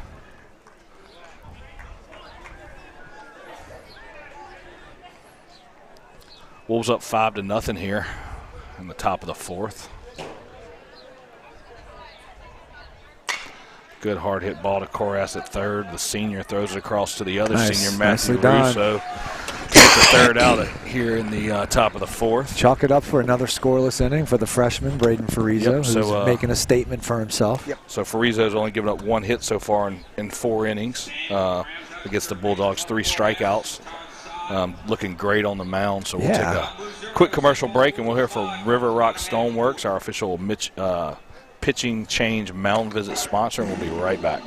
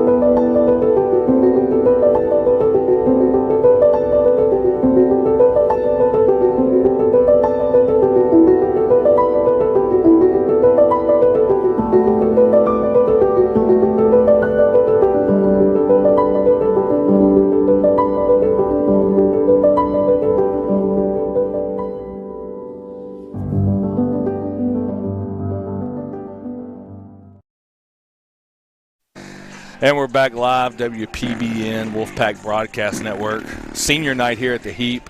Wolves up 5-0 going to the bottom of the fourth, bringing up the senior second baseman, Cade Lanou, who walked his first at bat, a walk-on's walk.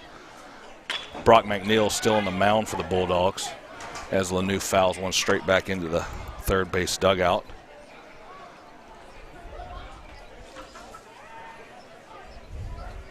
Is that Coach Moore over there, Jeff? I can't quite tell. Ryan, yes. Okay. Yeah, he's glad to see him back. I got it. Hey, good boy, Mike. Throw it over, That's Mike. Good. I hope everybody saw that catch. I've been waiting for that all year. That play will be on ESPN tonight. We don't have a camera or anything. He dropped the headset. Somebody's going to send that to ESPN. He dropped the headset. See how I tracked it? I threw the headset but off. you didn't call it. So well, I give you an A minus. minus. I give you an A minus. Caitlin knew watching a fastball up on an 0-2 count. So that was a heck of a catch. So, and look, it skimmed this 2x6 here. I'm telling you. Yeah. So, and he takes strike 3, top velocity strikeout. So, going to bring up Drew Bodie, who had a stand-up triple last time. Yeah. Hit one good in the right center gap earlier. With one out here in the bottom of the 4th. Who were we just talking about right before that wonderful catch? Outstanding catch? Talking about coaches, I thought, in the commercial break. Yeah, hit rewind on the feed. Let's see what it says.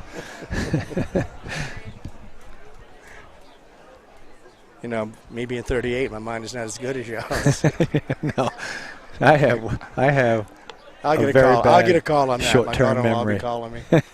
You are not 38. Well, you got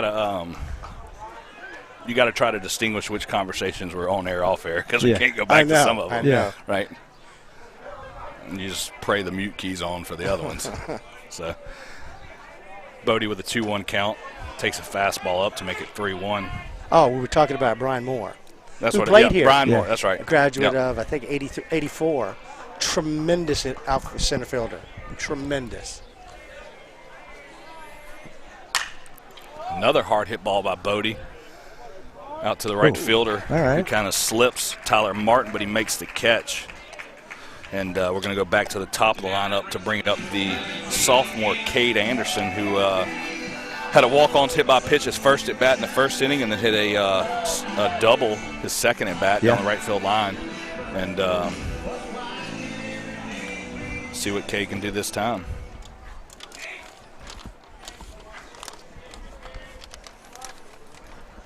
Two outs here in the bottom of the 4th. A little breaking ball from McNeil.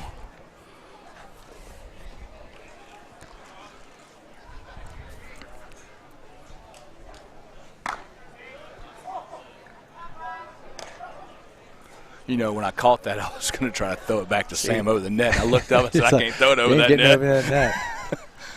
Kid's going to get in trouble. Watch him. Go to his mouth. Oh, he's licking it again. Look, I put it on his pants that time. Yeah. Last 2 times, I don't think he was rubbing his pants to rub his hands, Coach. So that's a walk-on's walk to Anderson. So he'll remain 1 for 1 on the day. Going to bring up the right fielder, Aiden Barrios, who grounded out to third base last time on a hard hit ball that Briggs Curtis made a great diving catch on to get the out. Good lead by Anderson. McNeil gives him a look twice. First pitch low and away for ball 1 to Barrios.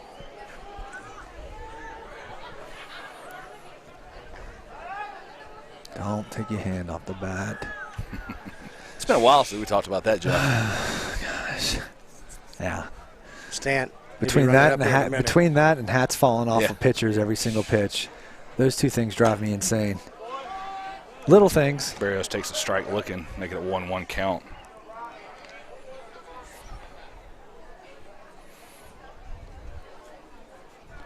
Anderson going on the pitch. Barrios takes it. Good throw by Epinat, but Anderson's in there safe for a Fleur-de-Lis title stolen base. Our official stolen base sponsor and game day sponsor today. Thank you to Jeff Leicestershire and Fleur-de-Lis title, multiple locations. I know Hammond, St. Tammany, Covington. What else, Jeff? Slidell. Yep. Hard hit by Barrios down the left field line, foul. And Jeff, what do you say about your little catcher for Fontainebleau? Ball low. He stayed low, he stayed down in the Yeah, right. The thing with Sam is, he's a pretty big guy, right? He's got some long legs, got some big, thick legs. And, when the ball is down in the zone like that, it's almost taking too long for him to actually get to his feet in order to make that throw. That's going to be a base hit down the left field line. Anderson's going to round third, scoring. Wisner comes up, bobbles it, but the run's going to score, and Barrios is going to stay on first with a single to left, RBI single to left. So being able to go with that throw, with that pitch, stay low, and the truth is he knows how quick Cade is.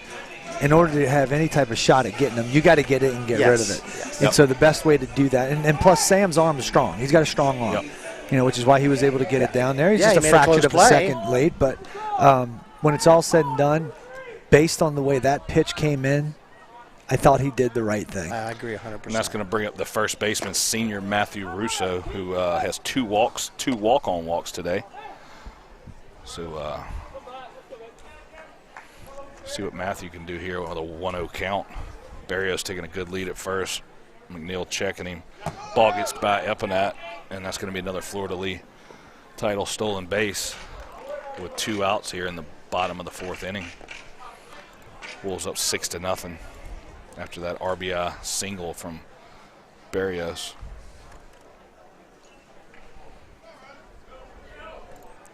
Two-0 count to Russo. See him come out of his shoes here, Coach. Oh, he wears it. So a hit by pitch. So Russo still hasn't registered an at bat yet this game, and that's a walk-ons hit by pitch. So take it to walk-ons, our official walk and hit by pitch sponsor for the Wolfpack Broadcast Network.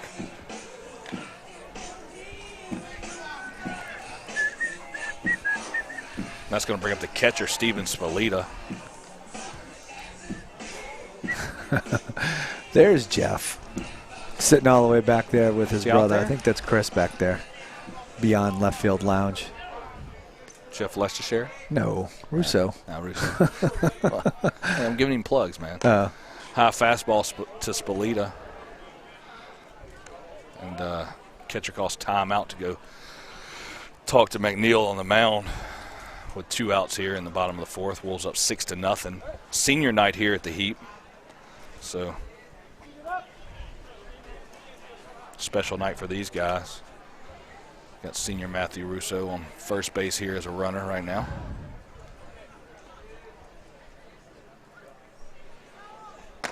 Spalita might have some burpees after that one. Yeah, I think so, huh? Those feet did move. Yeah. And if they didn't, Todd's going to see it in the replay later. We're throwing people under the bus here. I know. Sorry, Steven. They all watch this thing anyway. I know. Sorry, Steven.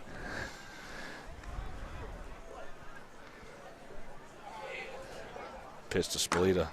Takes that one up for ball 3. Give him the green light, Coach.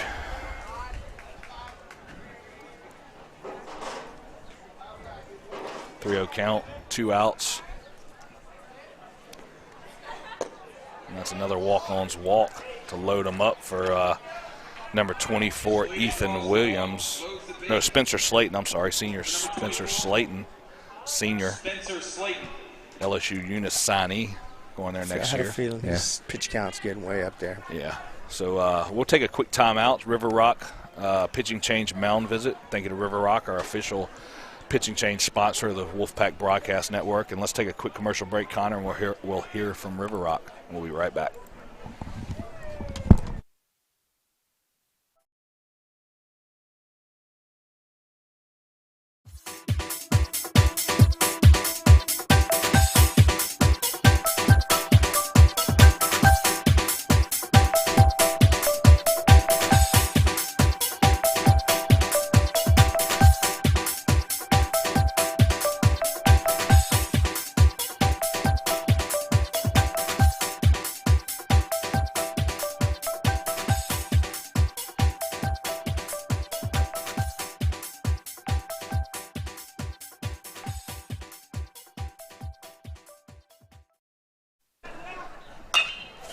First pitch to Slayton, grounds over to third base, and Briggs. Curtis makes the play for the third out here. Almost legged it out there, man. Bottom of the 4th, getting the force out. So score still 6-0 here at the Heap on senior night at Wolfpack Broadcast Network, and we'll be right back after a word from Avala. All right, so we got some defense. At Avala Imaging, let us reduce the stress of healthcare. Relax. Cutting-edge technology meets first-class service. You have a choice. Tell your doctor you choose Avala Imaging.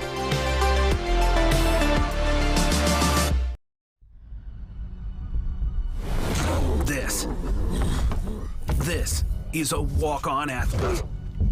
They push harder and put their heart into the game. This is the passion we're built on. It's why we put our heart into creating game day with a taste of Louisiana.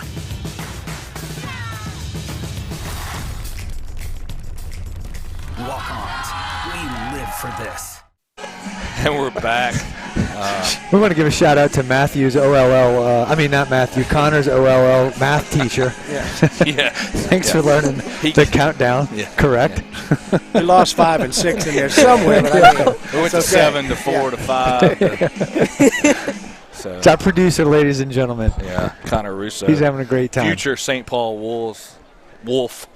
Starting next year in the 8th grade. He's going to be the president of WPBN. It's like he doesn't know it, but he pretty much is now. We'll by the time we get to football season, it's going to be the Connor Russo show. It's going to be CRBN. Yeah. So Connor's a huge help. Super excited to have him on board. Smart kid, great learner, and catches on quick. So.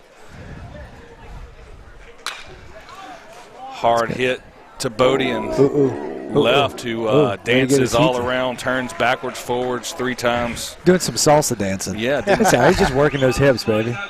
He's quick because he did not take a first step back at all and still got back to that ball. He made a couple good forward steps, real good. Yeah, Victor. And then he said, oh, no.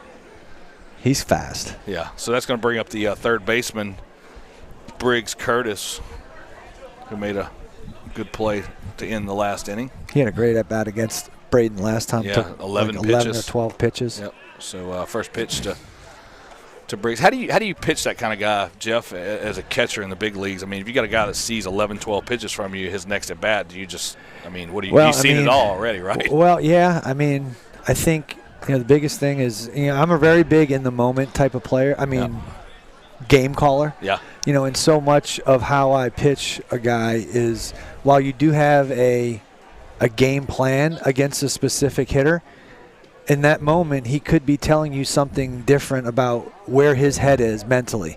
Yep. And because you never know. A 10-pitch at-bat for this guy, his next time up, he might be guessing what you're pitching him. You might be in his head and already. He might be thinking off speed out the chute. Yep. And then you throw a fastball and you see that he's late. Well, then now he's telling you where he's at. Yep.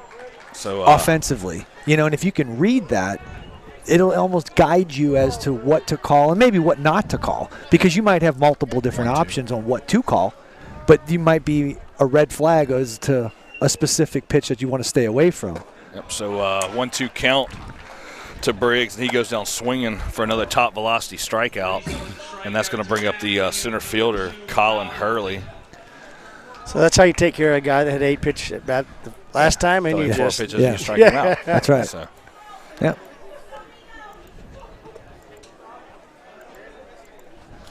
Lenny Russell here. I see him over there in the press box as Hurley takes a first pitch strike. He'll look over here in just a second. Got him. Say, are they talking about me? Yeah, we're talking about you, Lenny. Jeez. I felt bad. We were in the middle of the broadcast last game, and I asked Lenny because we were live, and I said, hey, I took my headset off and gave him a couple bucks. I said, hey, will you go give me a couple bottles of water? And then somebody commented on the Facebook that Lenny was our water boy. Lenny is way more than our water boy. No. So he's really like executive producer. Couldn't do this without him. No, indeed. So 1-2 count setup to Hurley. That's Farizo still dealing on the mound with 2 outs in the top of the 5th. Hard hit. Watch your lips. Fastball. Hunter Sherwood all down the there way playing out in front. Yeah. I would, if I'm in Vegas, I'd put money on off-speed pitch right here. Well, I would say that, but the last time I said that, his dad came with a good fastball. So I would go with you, though. I'm saying that changeup that he's been throwing. Oh, and he hit him with it. Dog. So Colin Hurley reaches on a hit by I still pitch. think it was the right. It's the right pitch. Yeah, it is the absolutely. right pitch. Yes. You just got away from him. You Gonna know. bring up Mikey Wisner, the left fielder, has the only hit for the Bulldogs tonight. Yeah. With a single up the middle. Did a good job in his first at bat, laying off and all, kind of staying back on all swing pitch and slapping it up the middle for a single. So 2 outs here. Hurley on first base. Farizo from the stretch. Looking in for the signal from Spalita. Checks the runner. Pick off over to first. Hurley gets back easy.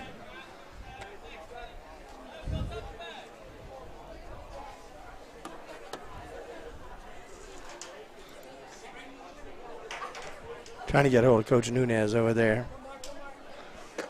Ball down for ball 1 to Wisner. Another great Coach Nunez. Harry? Yes, just, man, he's first class, first everything. Coached with me for many, many, many years. Hurley moving his feet at first base. All-speed pitch to Wisner. He fouls it straight back, making a 1-1 count. Man, a few words. What these players will tell you. Yeah. When he turned red in the face, run. That's when you knew. Yeah, you run. See if I can get a. That's the thing about coaching is, if you're always like that, if you're always red in the face, eventually your players start to turn you off. And it gets to a point where it's so commonplace, it loses its luster, it loses its meaning. But if you're kind of a level-headed guy and you have do you think a light demeanor and then you go off? Yeah. Do you think it roots down to being predictable or not? You know what I'm saying? If they know how you're going to react to everything. Ground ball to Coras. Throws over to Russo, senior to senior.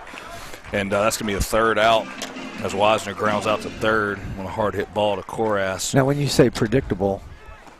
Just saying, if you're everything's the same, always red in the face, always. Well, yeah, exactly. Like I think you just kind of like, it's just him. It's just him. You don't take him that serious. That's just him. Yep. He's got a calm nature. Yeah. He's I don't know many kids ever said they didn't like playing for him. Yeah. He was just first class. I mean, we went together. We came from Hattiesburg and went to Jesuit. I'd never been to New Orleans in my life. Yeah. So Harry and Sharon kind of adopted me and my wife, and off we went. I mean, we learned a lot about New Orleans in the 4 years that we were over there. So let's take a quick commercial break, Connor. Let's just run the Avala commercial, and we'll be right back. At Avala Imaging, let us reduce the stress of healthcare. Relax. Cutting-edge technology meets first-class service. You have a choice. Tell your doctor you choose Avala Imaging.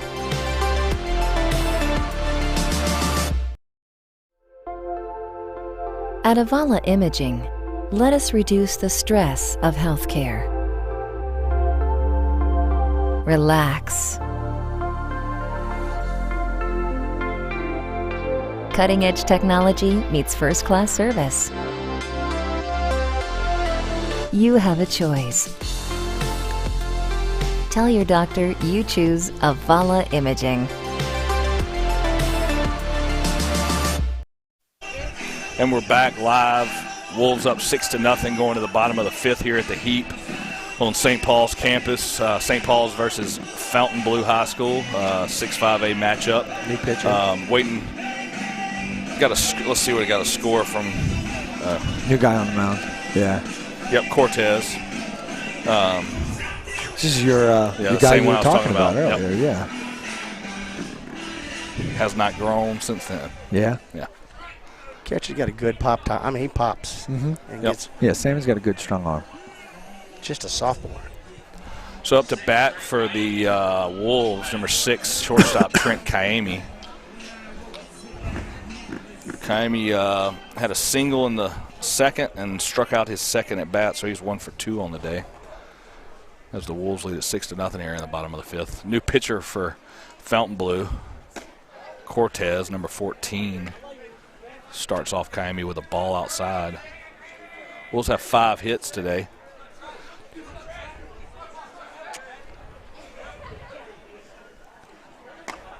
Fastball up and in for ball 2. Got a double by RBI double by Anderson, a stand-up triple by Bodie, 2 singles by Kaimi and Koras, and another RBI single by Aiden Barrios last inning. Oh, and nice play by Austin. Very good play. Hard Very ball nice up the play. middle.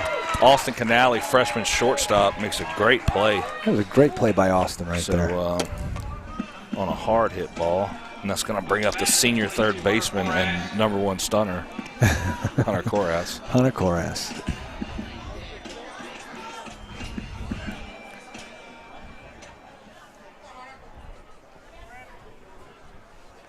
Coach, am I blocking you? Just a tiny bit, but don't worry about it. I never think about it. Ball 1 to Koras. Koras. Those behind him. I don't know if y'all noticed a while ago on the foul ball. Yeah. He went into the dugout, and he almost went into the sitting area right there on the foul ball. Did you see it? Oh, yeah, on the foul ball, he ran down in there, went in with the players, through the gate, like he's going to make the catch over there. Who was that? Our little third baseman. Oh, yeah. He's a character. Koras. Oh, yeah. I'll tell you, he is fun to watch. Cortez having a little trouble spotting the ball. I didn't see him down there in the bullpen, did you, Jeff? I did not. I'm sure. I'm not saying he didn't warm up, but ooh, that's a good spot. But another ball, a little bit off the plate, making it 3-0 on Koras.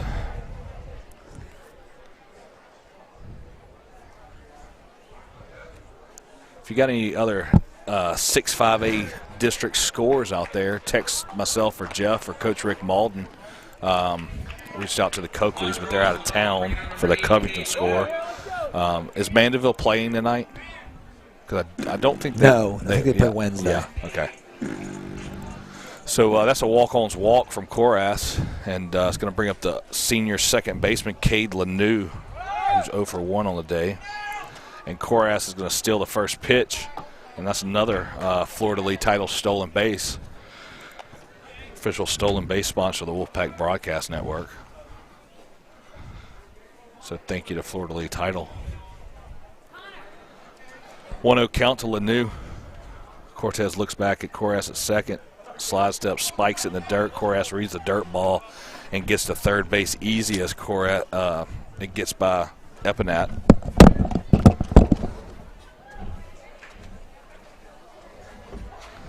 I thought something was wrong.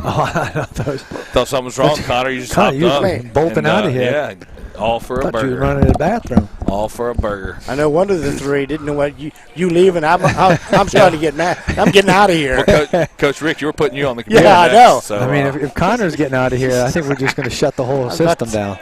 Another ball gets by Epinat from Cortez. Koras goes home, and the ball gets past him, and that's going to be another run for the Wolves to make it 7-0 here in the bottom of the 5th.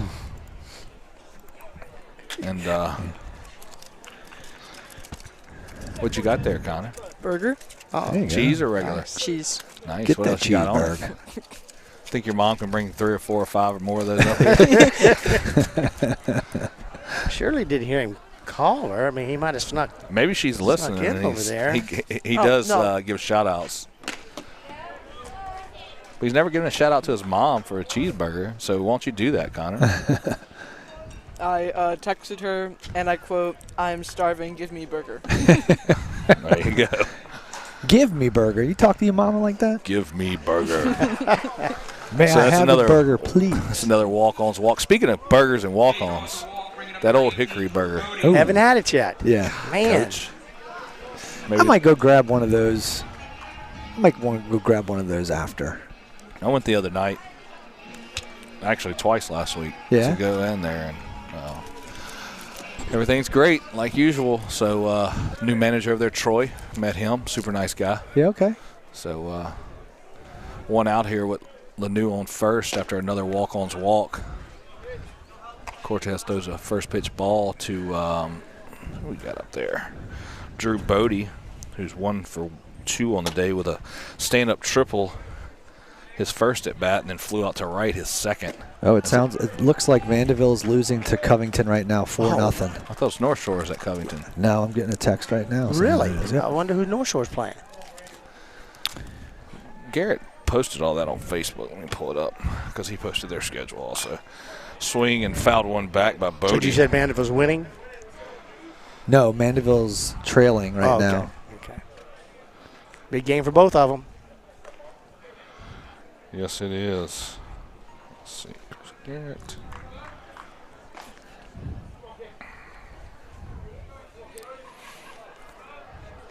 You know, I think North Shore might be playing Slidell. Oh, no, this is a makeup game today, though, isn't it? Yeah, most of these are all. Yeah. This was a scheduled game. I know. Oh, that's right. Yeah. The last week they move everything up. Yep. So, Covington, let's see. So, North Shore's playing Slidell. It's going to bring up Reed Gallagher, batting for Cade Anderson, senior Reed Gallagher.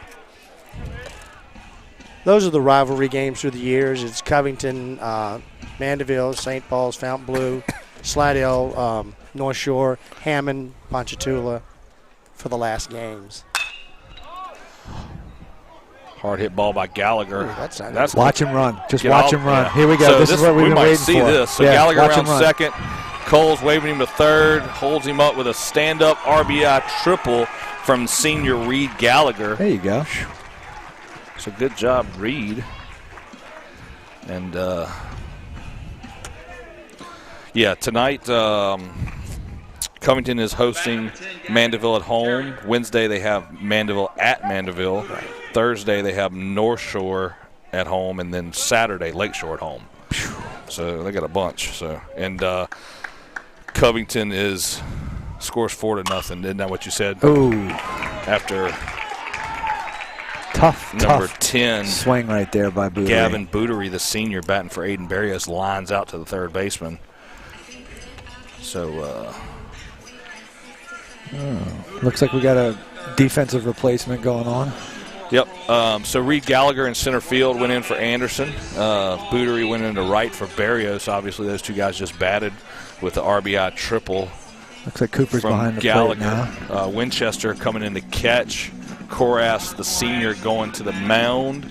Looks like Logan Poneff going to first base. Lanou's going to stay at second. Kayemi's going to stay at third. Big Puma Matthew Russo is going to move over to third base. Still got Bodie in left.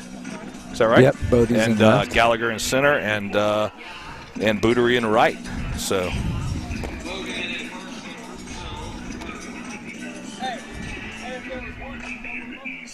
We on the air? Yeah, we're still live. Still on the air. Yeah, we'll take a quick commercial break. We'll be right back. Coach Baldwin wants to. This is a walk-on athlete. They push harder and put their heart into the game. This is the passion we're built on. It's why we put our heart into creating game day with a taste of Louisiana.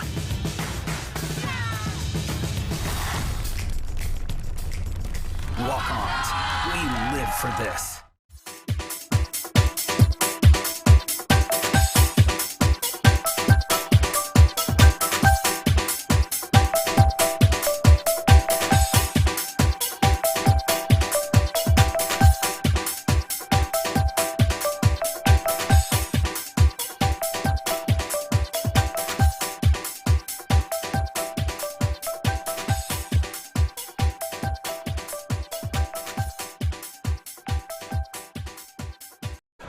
And we're back, WPBN Wolfpack Broadcast Network. Mike Arnold, Jeff Winchester, Coach Rick Malden, and Connor Russo in the St. Tammany Oshner WPBN streaming deck.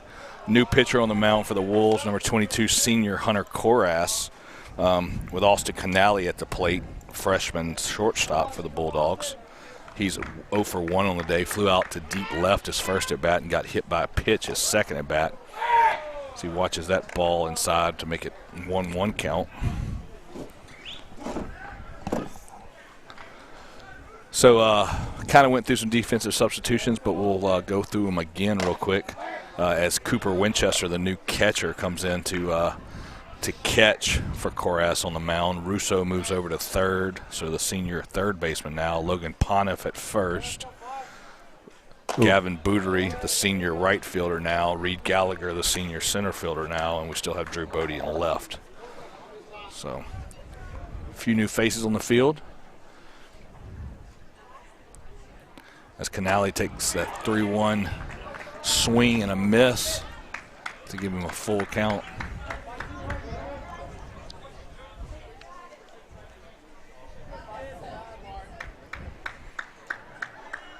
Korass out of the windup, fastball away for a walk-on's walk. It's going to bring up Cooper Cherry, junior second baseman, number 15.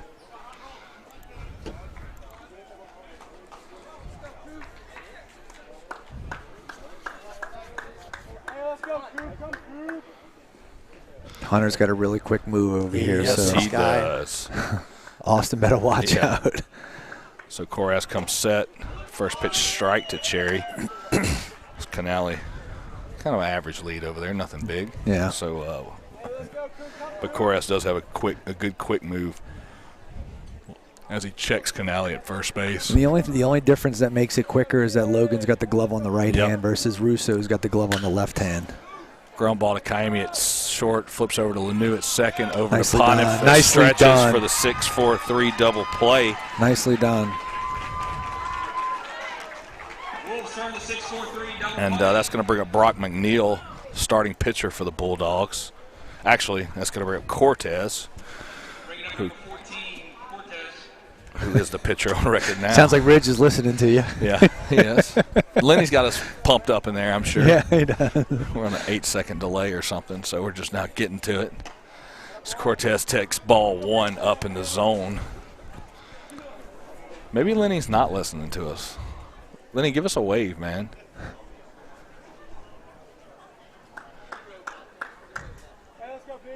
Ooh. I know Lenny's dream in life is to get a mute button on me, so he might not be. As Cortez spikes one to make it two. Korass spikes one to make it 2-0 on Cortez. I want to send a shout out to a good buddy of mine, Patrick Regan, who's listening to us right now as he's out there fishing, trying to pull in big bass. We got people all over listening. I mean, we're usually somebody in Canada is always watching. He's really trying to think of his next chess move, as he and I are continuously playing chess for the last 3 weeks. Like real chess? Oh, Game Pigeon, Game Pigeon chess. Yeah. You ever played chess on Game Pigeon? I don't even know what Game Pigeon is. It's an app on your phone. What's a phone? No. What's a phone? Is it one of those multi-game apps? You said it's like a multi-game app?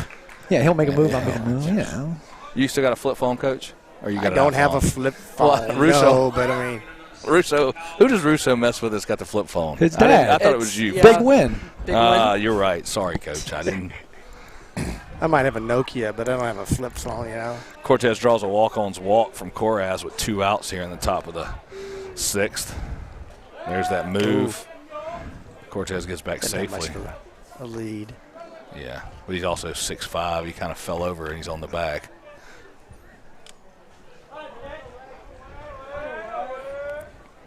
Korass comes set. Ground ball. Russo diving. Look at this. Look at this. Dig it. Oh, gets through man. Pontiff's glove. Help him out now.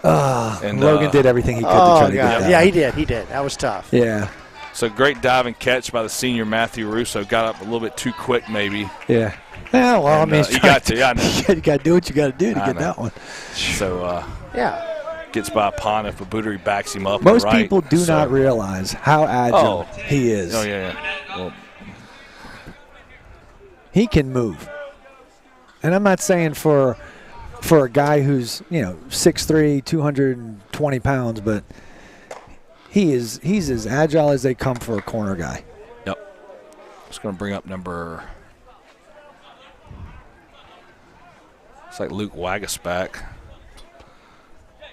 Kyle Wagasback, sorry, number 16, the DH. Actually, this substitution, the coach is coming up and telling him he forgot to let him know. Back in the day when Bogalusa used to be in our district, I don't like when I tell you this. They would take a lead. If that's the base, that's where their hand was. Really? They would lean. And would steal the base anyway. Oh, wow. That's how fast they were. Korath comes set. 2 outs here in the top of the 6th. First and third for the Bulldogs. It's going to be tough to get him because he has maybe a body length. That's false. Oh, that's a new guy. That's right. He's got a better lead. Yeah. He's got a better lead.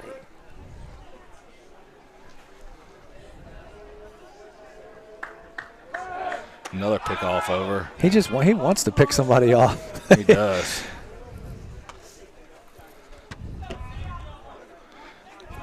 You see a runner over here. He's back. Yeah. Giving the pitcher an indication he's further away. It's Evan Folse. Yeah. Evan Folse, AMI guy. Yep. He's come in, help us out. Yep. Call time. Batter call time. Korath threw it anyway. So no pitch there. Connor, what counts you got over there? What, 1-0 still? Yeah, it's just That's right. 1-0. Fastball up. Now it's 2. Umpire, show me the count. Scorer's got 3-0. We got 2-0. We had a lot of pickoffs there, so. Runners on first and third. Another pickoff. Oh, yeah. There's going to be an argument. I don't know about that, but. Goodness. And great move. Yeah. That's all I got to tell you. Yeah, he wasn't getting out of here without getting one. That's right. Yeah. So Korath finally picked somebody off at first. I don't take it where you get them, but and we'll go to the bottom of the 6th. St. Paul's 8, Mandeville 0, and we'll be right back.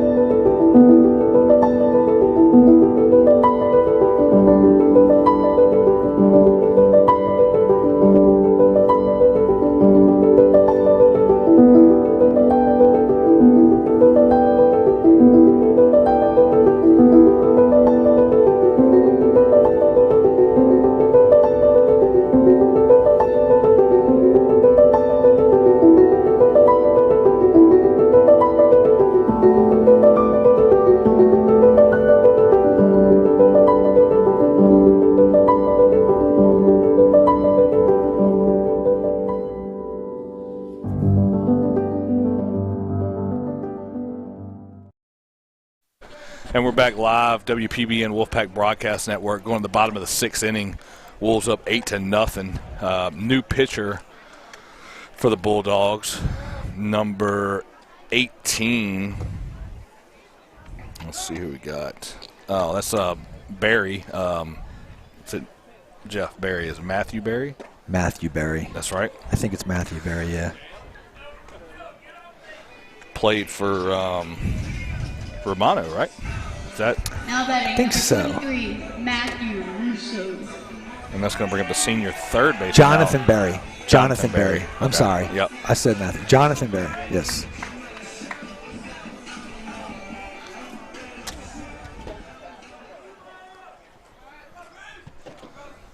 First pitch to senior Russo. Takes one low for ball 1. Now I'm second guessing myself. I thought it was Jonathan Barry. Maybe not. I might be completely wrong. Who? When we were at the Tigers playing Romano all the time, who was the first baseman? For Jonathan Romano? Barry? Okay, I thought it was always Matthew Barry. No. Somebody text Jeff or me. Yeah. I mean, you 100% Jeff? Because I believe you if you I'm are. almost. Okay. I think you're right now that I think about it. Yeah, that's why he asked you. He's 100%. So he's asking you. That's what I like about Mike. He's just straight out with you. I mean, I'm just telling you. Yeah, do I have any wiggle room? No. Do I have any wiggle room, Jeff? No wiggle room. Oh, that's gone. Puma. That's a walk-on home run on senior night. There it is. Good job, Matthew Yes, Russo. it is. And thank you to Walk-Ons, our official home run sponsor of the Wolfpack there you go. Broadcast Network. And you know what? No wiggle room on that one, Look right? at Russo, look at Russo over there. He's got his hands up. So, look at him. Matthew. I'm talking about Jeff Russo out in left field. So Connor's Look up at here. Dad's happy up there. Jeff's out there. Senior night. His mom's bringing cheeseburgers to people. Yeah. So bring Matthew a cheeseburger. Yeah, right. So nice senior night, special night, home run. I'll be honest, my dad's probably going to so superstitious that he's going to stay there all. Yeah, we'll never see him again, right? We're not seeing him again. And this brings up the freshman Cooper Winchester, who follows it up with a single up the middle. Oh boy. So good job, Cooper. Hitting's contagious right here. This is good. So kind of hard to follow up. Yeah. I mean, okay, just a little measly single after that ball's still bouncing on top of the cafeteria. He did right it so now. quick. We didn't even see him up in the box, you know. Yeah. And the catcher is going to get a courtesy runner. Looks like we're probably going to see. Is that Cody? Matthew Cody. Matthew Cody. Yep, number 25.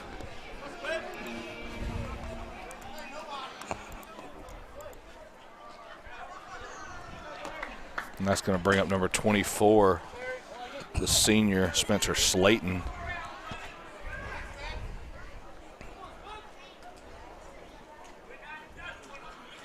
Grounded out to third, his first at bat, as he takes a strike to make it a 1-1 count. So no outs, bottom of the sixth. Wolves up 9-0 after Matthew Russo's solo walk-on's home run here. It was a moonshot. His last two home runs, they've been laughable. Yeah. I mean, my goodness. I saw it bounce. And so what it means is that hit the road. It cleared all of the cars back there and hit into the street, which is another 60 feet, maybe? Minimum 60 feet. It's 400 feet. Oh, gosh, yeah. So a big cut from Slayton on a 3-0 fastball. I don't think it was 3-0. Was it 3-0, Connor, or was it 2-1? I had it 3. I mean, what am I saying? Right now I have it 3-2. Okay. All right. That makes more sense. Another foul one back. Now it's definitely 3-2. Yes, we should also mention about Braden had a one-hitter when he came out. We didn't. Yep. Oh, my goodness. You know what? I'm just even realizing that. One hitter. Yep. One hitter. I mean, he absolutely dominated. And he went 5 innings strong of no-hit ball. Yep. I mean, if he's not making a case for and his hit was a little a cue ball shot. Yeah, yeah. Listen, I mean, still hit. Look, still hit. I ain't taking nothing away from Mikey's hit, yeah, but it absolutely. ain't like he squared it up. He got enough of it to get through, but at the end of the day, that's a credit to Braden for an outstanding performance. And if you were questioning whether or not that kid deserves to be on the mound as a freshman playing varsity baseball, Epinette throws it down, and Matthew Cody gets caught stealing there on the first pitch. Yeah, that was just a. I mean, Braden's making a case for himself, proving to everybody that he's not the coach's son. That's right. You know what I mean? And to all the naysayers who want to be out there saying that this kid's on the team because his dad's the coach, guess what? He just went 5 strong of 1 hit, 0 runs on a varsity field. Shoved it. You know what? Kudos to him for proving and did the that same thing against North he's worth Shore everything coming that in he's got. late in the game. Shut North Shore down. Yep. He did. Yeah. Yep. Yeah. A good team. A good team too. Yes. Came in there and shut him down as well. So 1-1 count to Kiami with 2 outs here in the bottom of the 6th, 9-0 Wolves. And for the listeners out there, know he's a freshman. Yeah, I mean, that just talks a lot about the future for him, how poised he is. Exactly. He's gonna go. He's gonna be here and doing that for a long time. Yes. For the next 4 years, you're gonna be seeing a lot of that. Good breaking ball. And guess from what? Barry, a little He bit up. hasn't even gotten to his potential height-wise. No. He's still Look at got his about dad. 6 Yeah, or that's 7 right. more inches to go to get up there to his daddy's height. Yeah. You know, can you imagine that on the mound as well, too? Another breaking ball. Kymie rolls it over to third base. Briggs. Curtis throws it across to the first baseman, Victor Shalecki, for the third out in the bottom of the 6th. And we're going to the 7th, 9-0 Wolves. We'll be right back after a word from Avala. At Avala Imaging, let us reduce the stress of healthcare. Relax. Cutting-edge technology meets first-class service. You have a choice. Tell your doctor you choose Avala Imaging.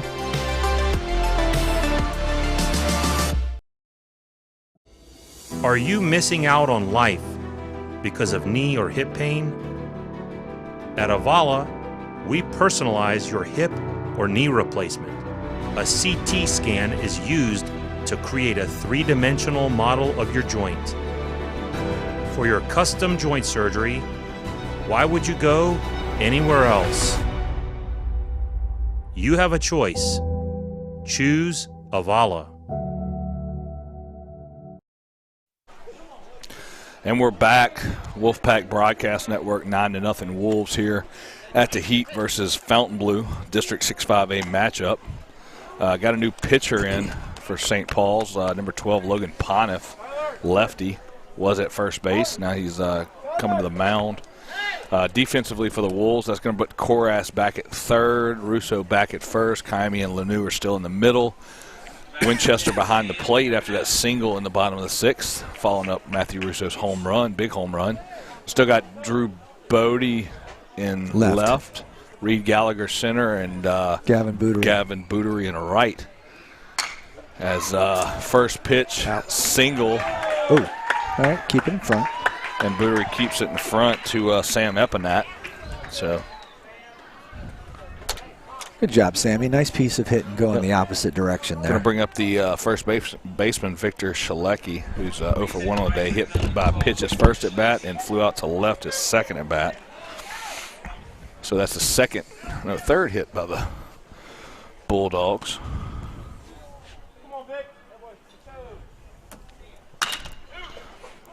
As Shalecki grounds it to Lanu, flips over to Kymie, steps to the back, spikes it to Russo, blocks it straight up.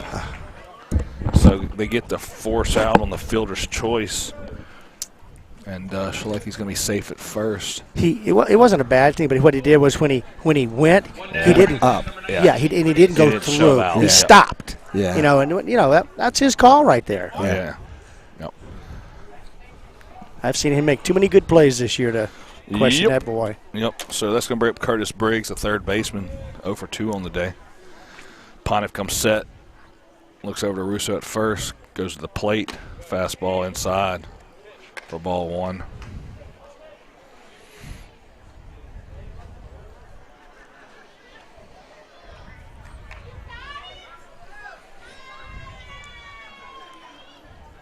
Pontiff gets the signal. Pitch. Same spot. Those look good to me, both of them. Connor, where are those missing at? A little bit inside? Yeah. Yeah, keep it on that camera. Let me look. Next year we're going to get a monitor. It's one thing I haven't done all year where we can look in there and that's what I was talking about. We need to see where and there's we're a at. 2-0 strike. Put a TV in this corner over here with just that view so we can see that direct pitching. All right, who wants to sponsor the streaming booth TV? Here we go. Where's Best Buy? Yep.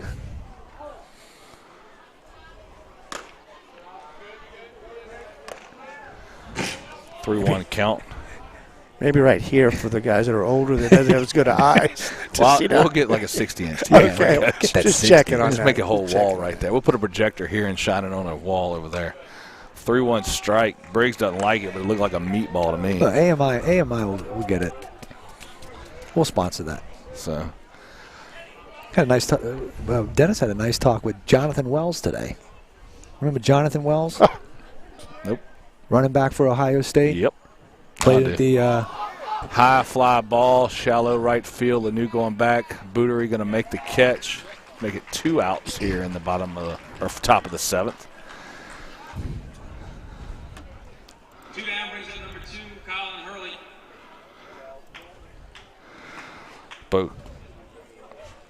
Bo Simon let me know that I've been pronouncing Victor's last name wrong the whole time. It's Shalacy. Shalacy. Well, at least somebody was telling I appreciate it, Bo. Although I haven't really been dialed into the feed right now. I don't know what's going on Facebook. This gives me an opportunity here now. You know, I'd like to do a little shout out myself to all umpires that I caused therapy back during my years as a coach. So I apologize for all those years. I happened to see one the other day out on the golf course. Oh, yeah? And he was just Did he laughing. throw his club at you? No, he was laughing, though. Fouled back by number 2, Colin Hurley, 0 for 1 on the day, with 2 outs in the top of the 7th.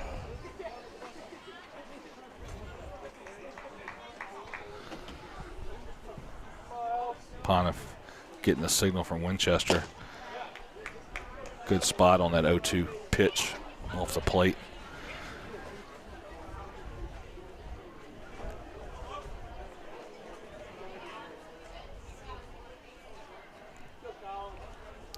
Oh, nice pitch. Good pitch from Pontiff. Lanu underneath it on the high fly ball, and he makes the catch for the 3rd out. And that's going to do it. That's going to do it. So Wolves get the win 9-0. Let's take a quick commercial break. We'll come back with the St. Tammany Ochsner post-game show, and we'll wrap everything up for you guys. We'll be right back.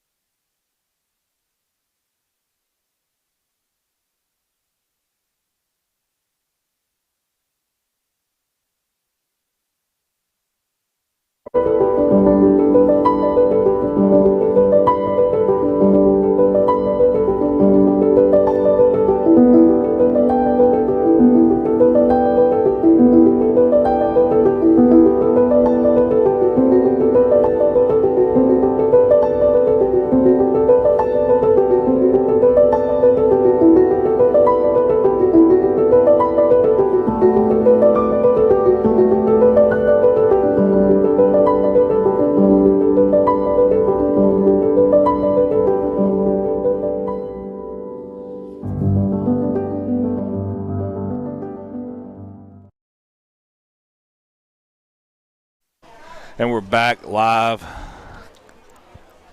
Wolves get the win 9-0 over Fontainebleau. So they get another 6-5A district win. That's going to move the Wolves to 7-4 on the season. Covington was leading Mandeville 4-0, or Mandeville was leading Covington 4-0, Jeff? I think Jeff said Covington. Covington is leading Mandeville. Covington 4-0. So if that stays the same, Covington's going to move to 9-3, taking the lead. Mandeville will follow up at 8-4. North Shore, I'm not sure if they play tonight, but they were 7-4, and that ties them with they were probably playing Slidell. Okay, so let's assume they get the win because Slidell's 1-9. That's going to move. So you're going to have Covington 9-3, Mandeville, North Shore tied in second place at 8-4. St. Paul's right behind them at 7-4. And I think Ponchatoula was off, but we have them tomorrow. Couple stats from the game today.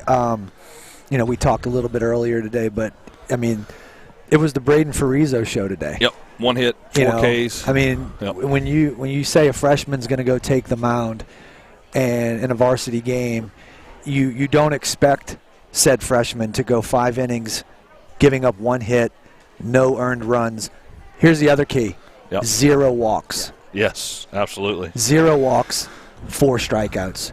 I mean, if that's not proven that you have the ability to pitch at a varsity level, You can say what you want, and I'm not saying anything the Fontainebleau people wouldn't say either. Yep. Their record is not necessarily reflective of the athletes that are on this field. Yep. We know for a fact. I've seen and I've witnessed the athletes that they have. Yep. Maybe as a team they haven't put it together collectively, but they have some good players on that Fontainebleau team. Yep. And for the freshmen to go through and basically carve up that entire team to the tune of one off barrel hit up the middle and 0 walks and 4 strikeouts and no runs. That's a testament to the caliber of this kid and what we have to look forward to over the next 4 years of watching him take the mound. That's exactly and that's a credit to him, proving his worth and his value. And like I said before, we live in a community where people want to claim that certain players are on certain teams because of their tie-ins with certain schools. That kid right there took the mound tonight and proved all of those people wrong by how effective he was on the mound and dealing. Absolutely. And you know what? My hat's off to him. I thought he did an outstanding job, and he deserves everything he gets going forward. Yep. So offensively for the Wolves, are back to pitching, definitely tipping the hat to Braden Farizo. So great win for him, 9-0 over Fontainebleau offensively. So thank you, Coach. Coach Rick Malden. Thank you, Coach Rick. We'll see you in a couple days. I'll text you and keep you updated. So St. Tammany Oshner postgame show. Wolves get the win 9-0. Offensively for the Wolves, to help out that outstanding start by Braden Farizo. Got RBI double by Cade Anderson. Also RBI triple by Reed Gallagher on senior night. That's senior stepping up big. Let's see, a single by Bootery, RBI single. Matthew Russo with a huge home run, walk-on's home run. Bomb over to the cafeteria late in the game. Also had Cooper Winchester with a single to follow that up really quick. We didn't even get to say he was in the bat. It just we were talking about Matthew's home run, and before you know got a single squirted up the middle. So, also had another single by Trent Kaimi, Hunter Coras, the senior, also.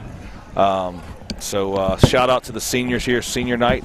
Matthew Russo, Hunter Coras, Cade Lanou, Braden Olson. Osborne. I'm sorry, I can't read my writing. Connor Simon, Gavin Bootery, Reed Gallagher, Spencer Slayton, and Mitty Schruff. So shout out to all those guys. You can see their numbers down there on the field if you're watching the stream still. From a statistic standpoint, that pretty much gives you the summary. But I think more importantly was the bounce back. Yep. Right. I mean, this is the last thing we'll say about last night. It was kind of ugly.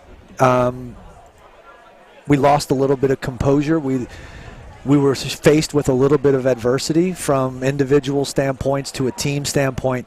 And like I said in the pregame show, the great thing about being able to play the next day is you have an opportunity to wash that bad taste out of your mouth. And behind the performance of Braden Farizo today, I think the team kind of rallied back, got some good mojo going. We got on base early and often, and we took advantage of certain situations that were presented to us.